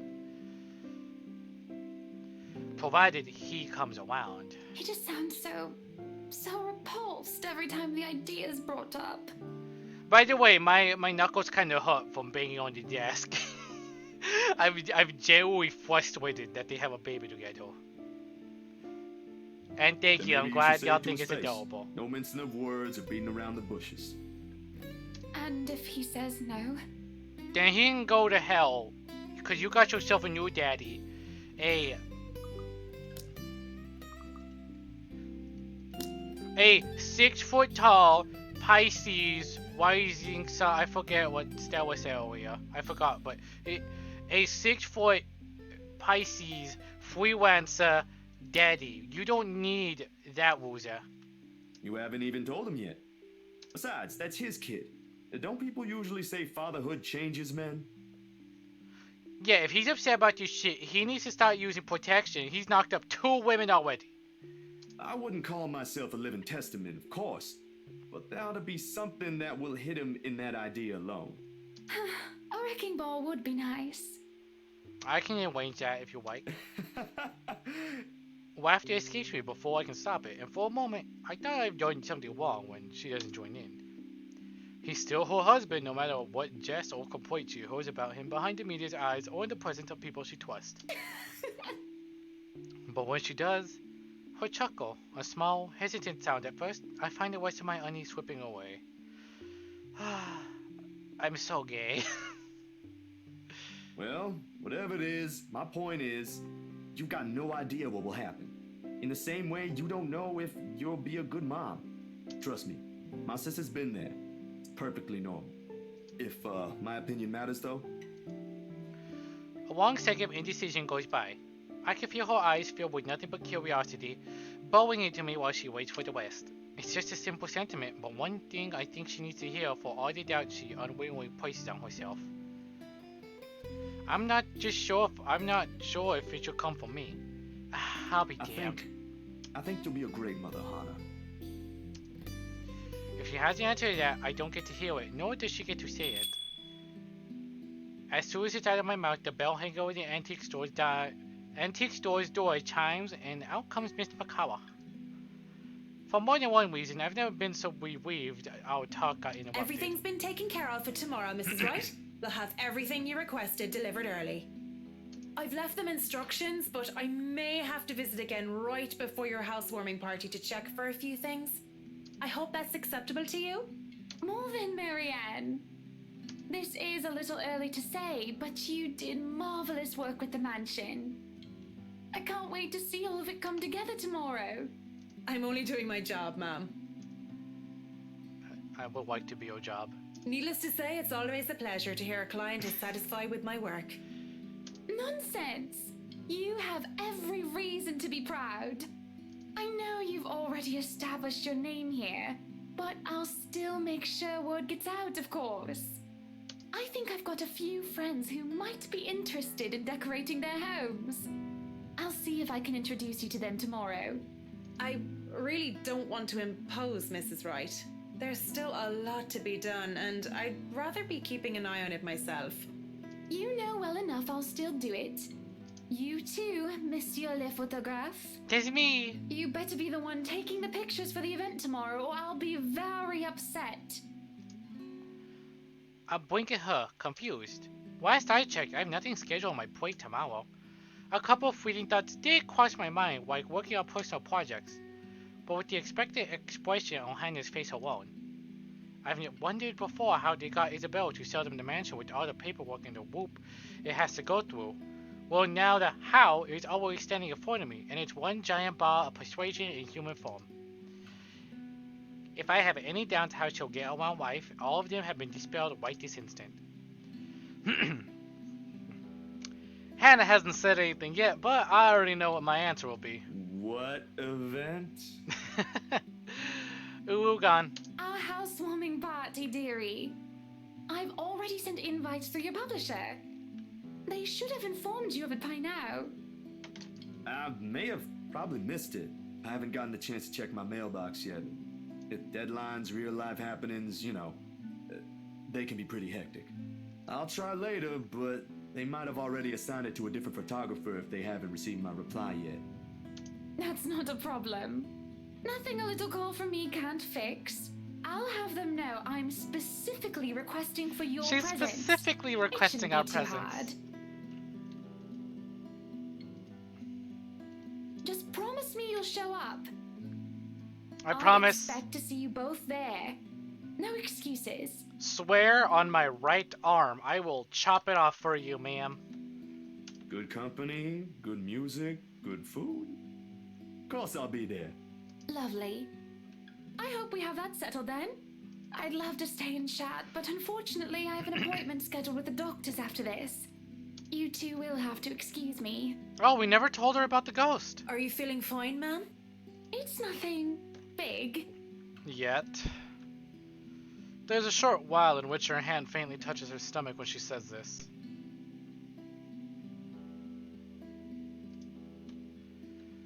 Well, if that someone is Hannah or Luke, I'm choosing Hannah. Her smile, as she does so, That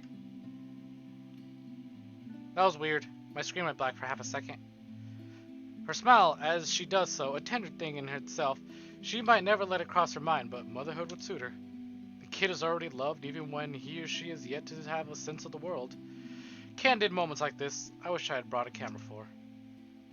Sorry we had to cut this short. I'd love to have lunch with you two, but, well, you two know how it goes. It's quite fine, Mrs. Wright. I need to get going as well. Ah, but I want to have lunch with you, Miss McCullough. Is it somewhere far from here? I can have my driver drop you off on the way. No, please. There's no need for that, Mrs. Wright. It's just within the city. Oh god, I hope this isn't so you can go see Luke for an affair. Ew. I get the other wife banging Luke on the behind, but I swear to God, if the plot twist is that Marianne and Luke are boning, I hate it here. He's so ugly. I see. What about you, Zach? We did leave your push bike at the mansion. Don't worry, I'll have someone bring it to your home later. Nah, I live within the city too. A few blocks from here, in fact. I only visited earlier because... The photos. Damn, I completely forgot about them. My hand grazed the side of my pocket where I've kept them since this morning. And sure enough, they're still there, waiting for the whole world to see them. Because? Zach, sweetie, you're zoning out. Miss Hannah, earlier, at the mansion. Oh, great. No, we came all this way to show her the pictures. She deserves to know. We don't keep secrets. We don't keep secrets from the woman we love. I think it will be better if you take a look at these yourself. Maybe it's okay to keep secrets.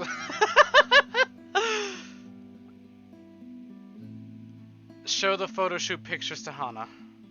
And draw.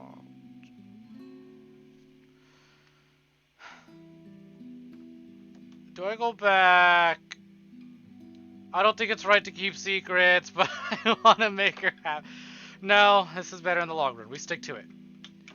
Seeing is believing, right? I reach into my pocket and pull out the photos, handing everything to her.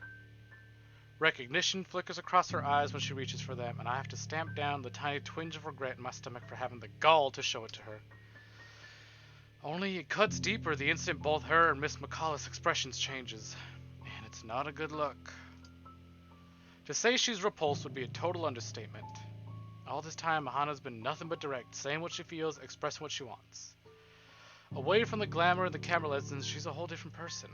But as she goes through each of those pictures, I can't get an easy read on her. Zach, dearie, what is this?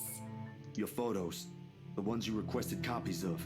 I mean, they came out that way, and I thought you should know. Oh, I get it. You know, I've heard before that artists can be a bit weird. Have you ever gotten that kind of comment, Marianne? Not in my line of work, I'm afraid. Or ever, Mrs. Wright. I never checked. Did we go down with Marianne as well? No, we're even. It's only Hannah who went down. I'd rather keep my personal hobbies away from my actual work. Less stress that way. Well, I suppose it just never crossed my mind that the saying applies to you as well, Zach. Oh. But talent's what's important, As long as you make good art, it doesn't matter. Oh, no, you see, when we had that photo shoot yesterday, there was something. They're not believing him. I wouldn't say I don't appreciate it. I did ask for copies, darling. But would it be possible for you to give me normal-looking ones? Preferably with my head. Go back! I admire the effort you took to edit this, though. It looks authentic. Frankly, if I show this to some other person, they'd probably believe those silly rumors about the mansion. Good publicity, but not the kind I'd want for my new home. So please. I'm rushing to Google. I'm rushing to Google. I need to know if I made the right choice.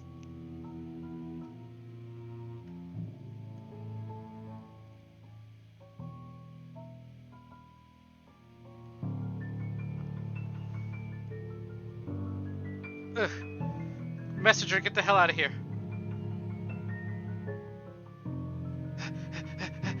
Google, I need to know. We're gonna keep reading through this though. She drops them back in my hands like the very surface burned hers.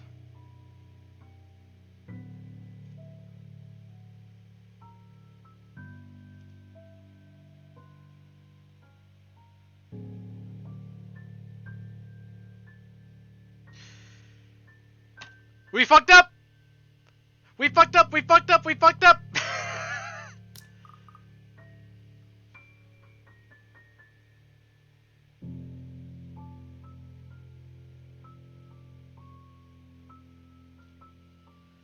Go back! Go back! Go back!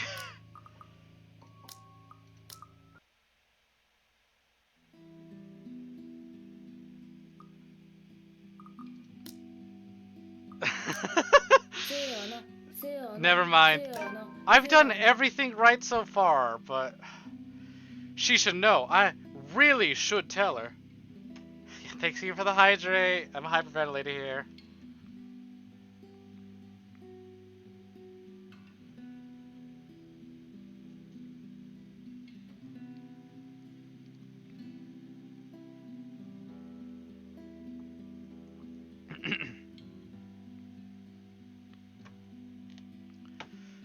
Maybe we should have told Ash. No. This is where I fucked up. I did everything right. No pun intended. Up into I did everything right up until showing her the pictures. She should know. I really should tell her. Yeah. Zachary, what is it? When I look at her, all I see is a woman who only wants the best for the family she's trying to build. I see those loving smiles on her face whenever she puts her hand over her belly, the fond tones in her voice. Mouse! Come here. Oh. Hell yeah. S-rank support, baby! The fond tones in her voice every time she thinks about what will be in months' time. I bet she bought the mansion for the same reason.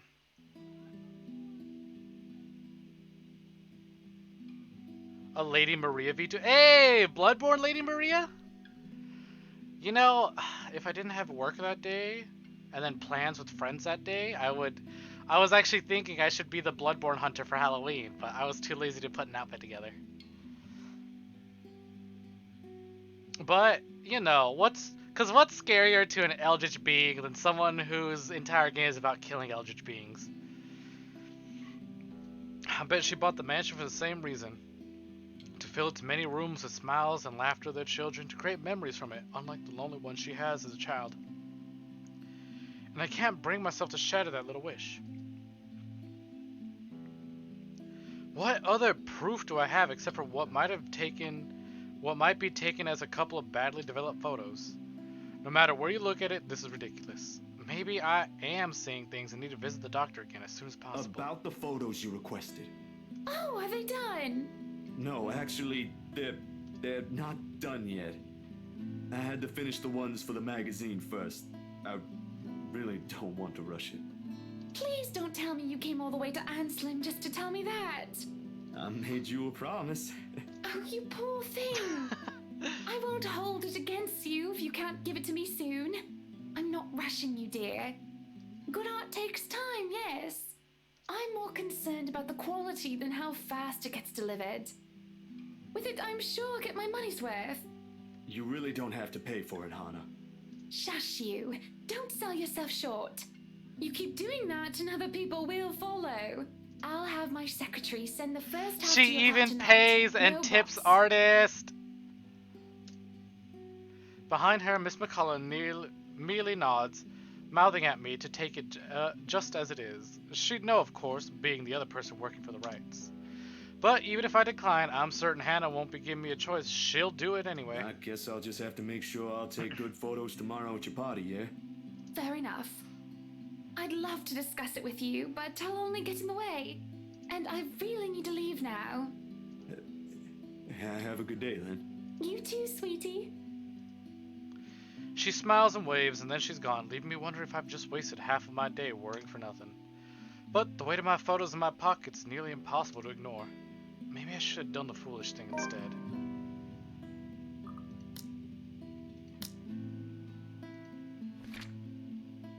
Hey, it's a crib. So he picked Ash. That would have been a bad option. It would have been bad for Hana x Zack, which is what I want. Miss McCullough departs shortly after Miss Wright has taken her leave, muttering something about getting a quick lunch before fetching Baruthiel from Chris. Hey, this is when she meets Is it? Yeah, I think, no, this is after, actually. But hey, her cat. I don't know what or who a Baruthiel is, but it must be important for her to do this kind of thing in a hurry. The journal entries we do read occasionally. This is only like, you know, like quick, like, hey, here's what's happened. At Luxborn City, Zachary and Hannah met with Marianne McCullough. While Marianne was busy, Hannah disclosed her pregnancy and her frustrations to Zach. At the end of their talk, Zach changed his mind about the photos. Lunch sounds good, or a walk around the city maybe, but with the sun as high as it is now, nah. After how things with Miss Hannah went, I simply can't muster the appetite for anything at the moment.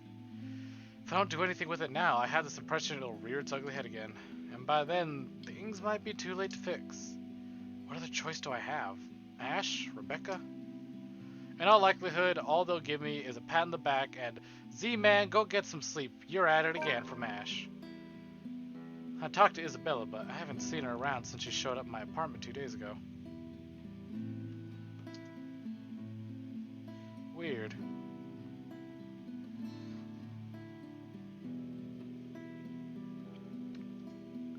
There is one person, though. Damn, I should have thought of that first. Story updated? It did.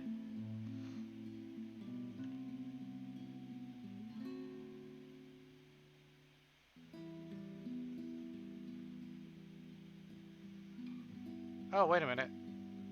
Oh, wait, yeah.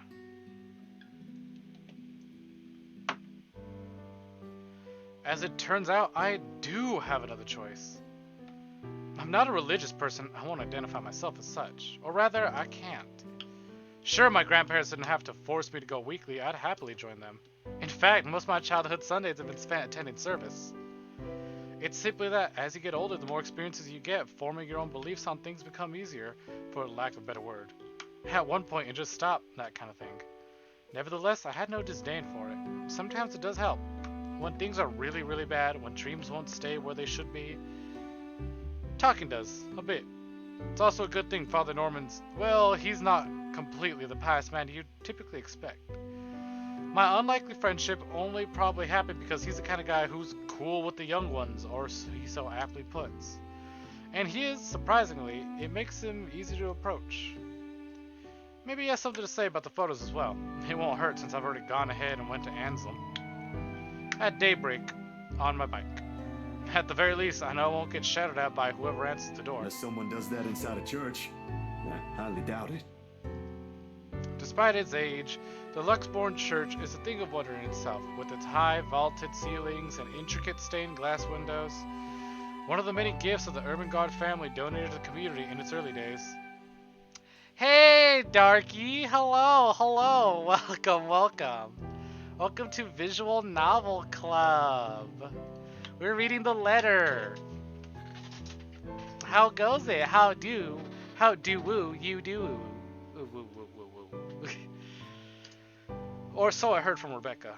She mentioned this once, although most of it flew over my head then. At this time of the day, the church is mostly empty, save for a few visitors and ushers shuffling about, some buttering their prayers under their breath.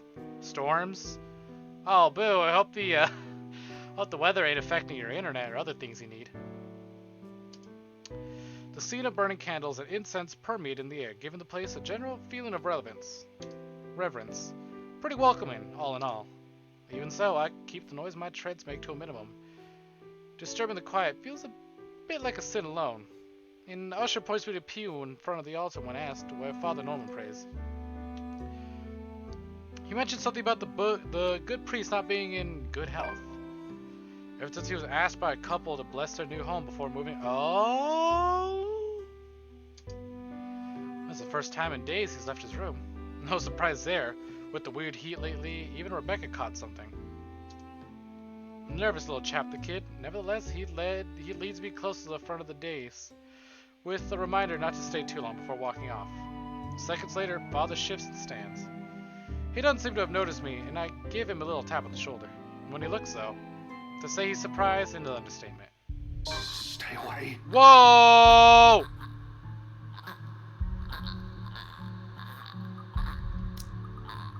Okay, wow, yeah, she really loves to just show up out of nowhere.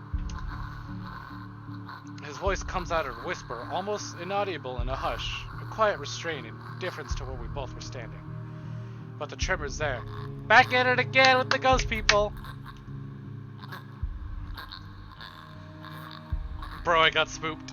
He focuses on me with wide, bulging eyes, copious amounts of sweat appearing in his forehead, despite the relative coolness of the place. Father Norman?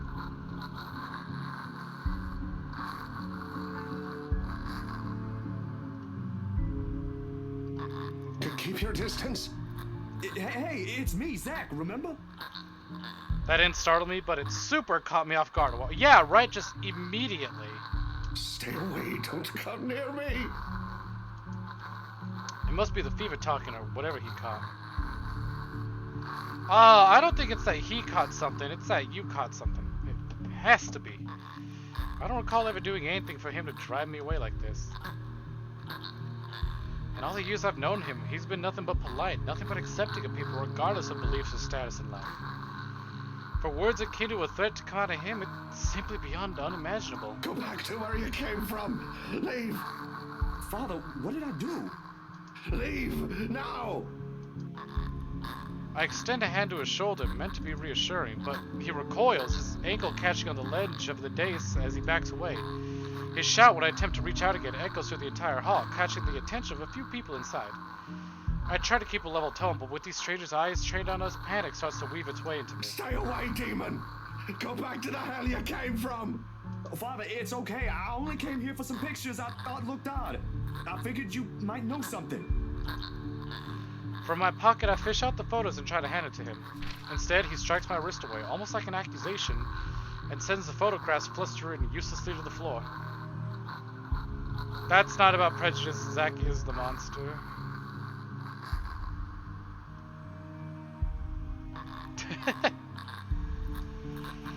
Helpless. Is the monster, alright. You know, I'm kind of glad we went with the science guy and not the father if this was going to happen regardless. Jesus fucking Christ. Helpless, I can only watch as he curls himself onto the ground, a sad, blubbering mess whimpering to himself. He tips his head forward and begins rocking, his hands clapped over his ears. What a cursed spirit. So full of anger and pain. All those horrible things I've seen. I can't sleep. I can't eat everywhere I look. Go away. Go away. Go away. You're not supposed to be here. This is a house of God. Be gone, demon. Me when I'm having an episode. Lord, You have okay mercy, there, God, our Manable? Lord, King of Ages, all powerful and almighty. You who made everything and transform everything simply by your will. A number of people have moved closer, mostly just a gawk.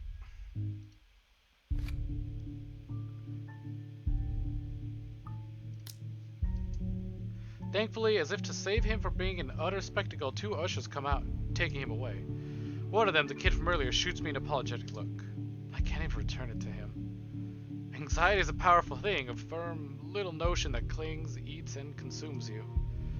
I can still hear his prayers even as they drag him away. May he keep at bay and vanquish every evil power, every poison or malice invoked against us by corrupt and envious people. Then under the protection of your authority may we sing in gratitude.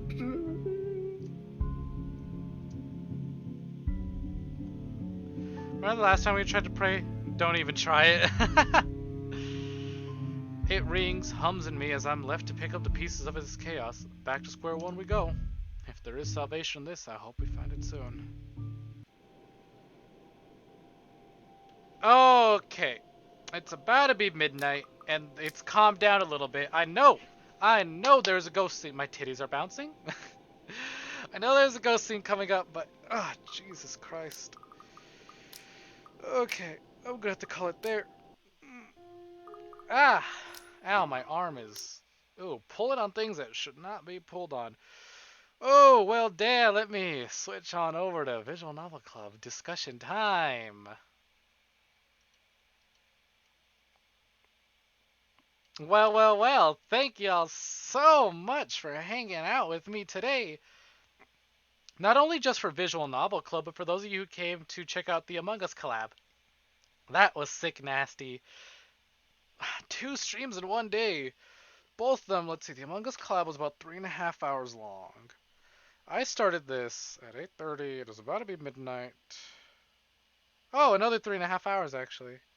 I kind of wish I went on for longer, but yo, yeah, no, it happens. They can't all be super long streams. Hopefully next Wednesday I can start a little earlier, keep it going a little longer.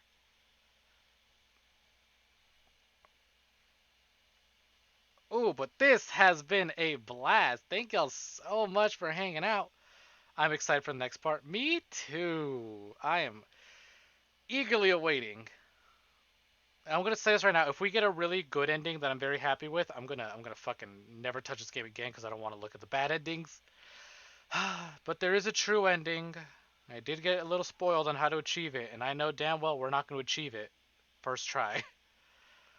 And yeah, 3-month affiliate anniversary maybe. I'm not quite sure. But all I know is that I have had affiliate long enough for my little Slither token to be silver instead of bronze.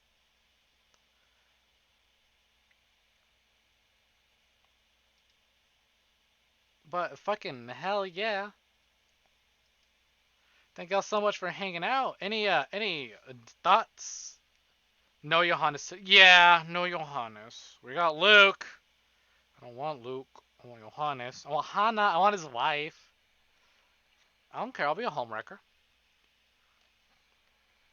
That home was falling apart anyways. I'm doing them a favor. We got Ash. Hopefully he comes over next episode. Let's pray. Anyone have any thoughts? Cause all my thoughts are just full of Hannah. Hannah. Obviously.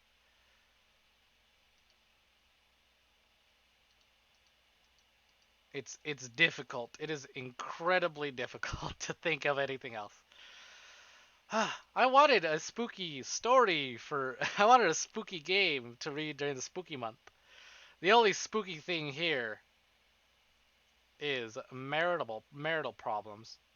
I wish I could sort them right now. Big fat fucking mood. I can't put my thoughts together.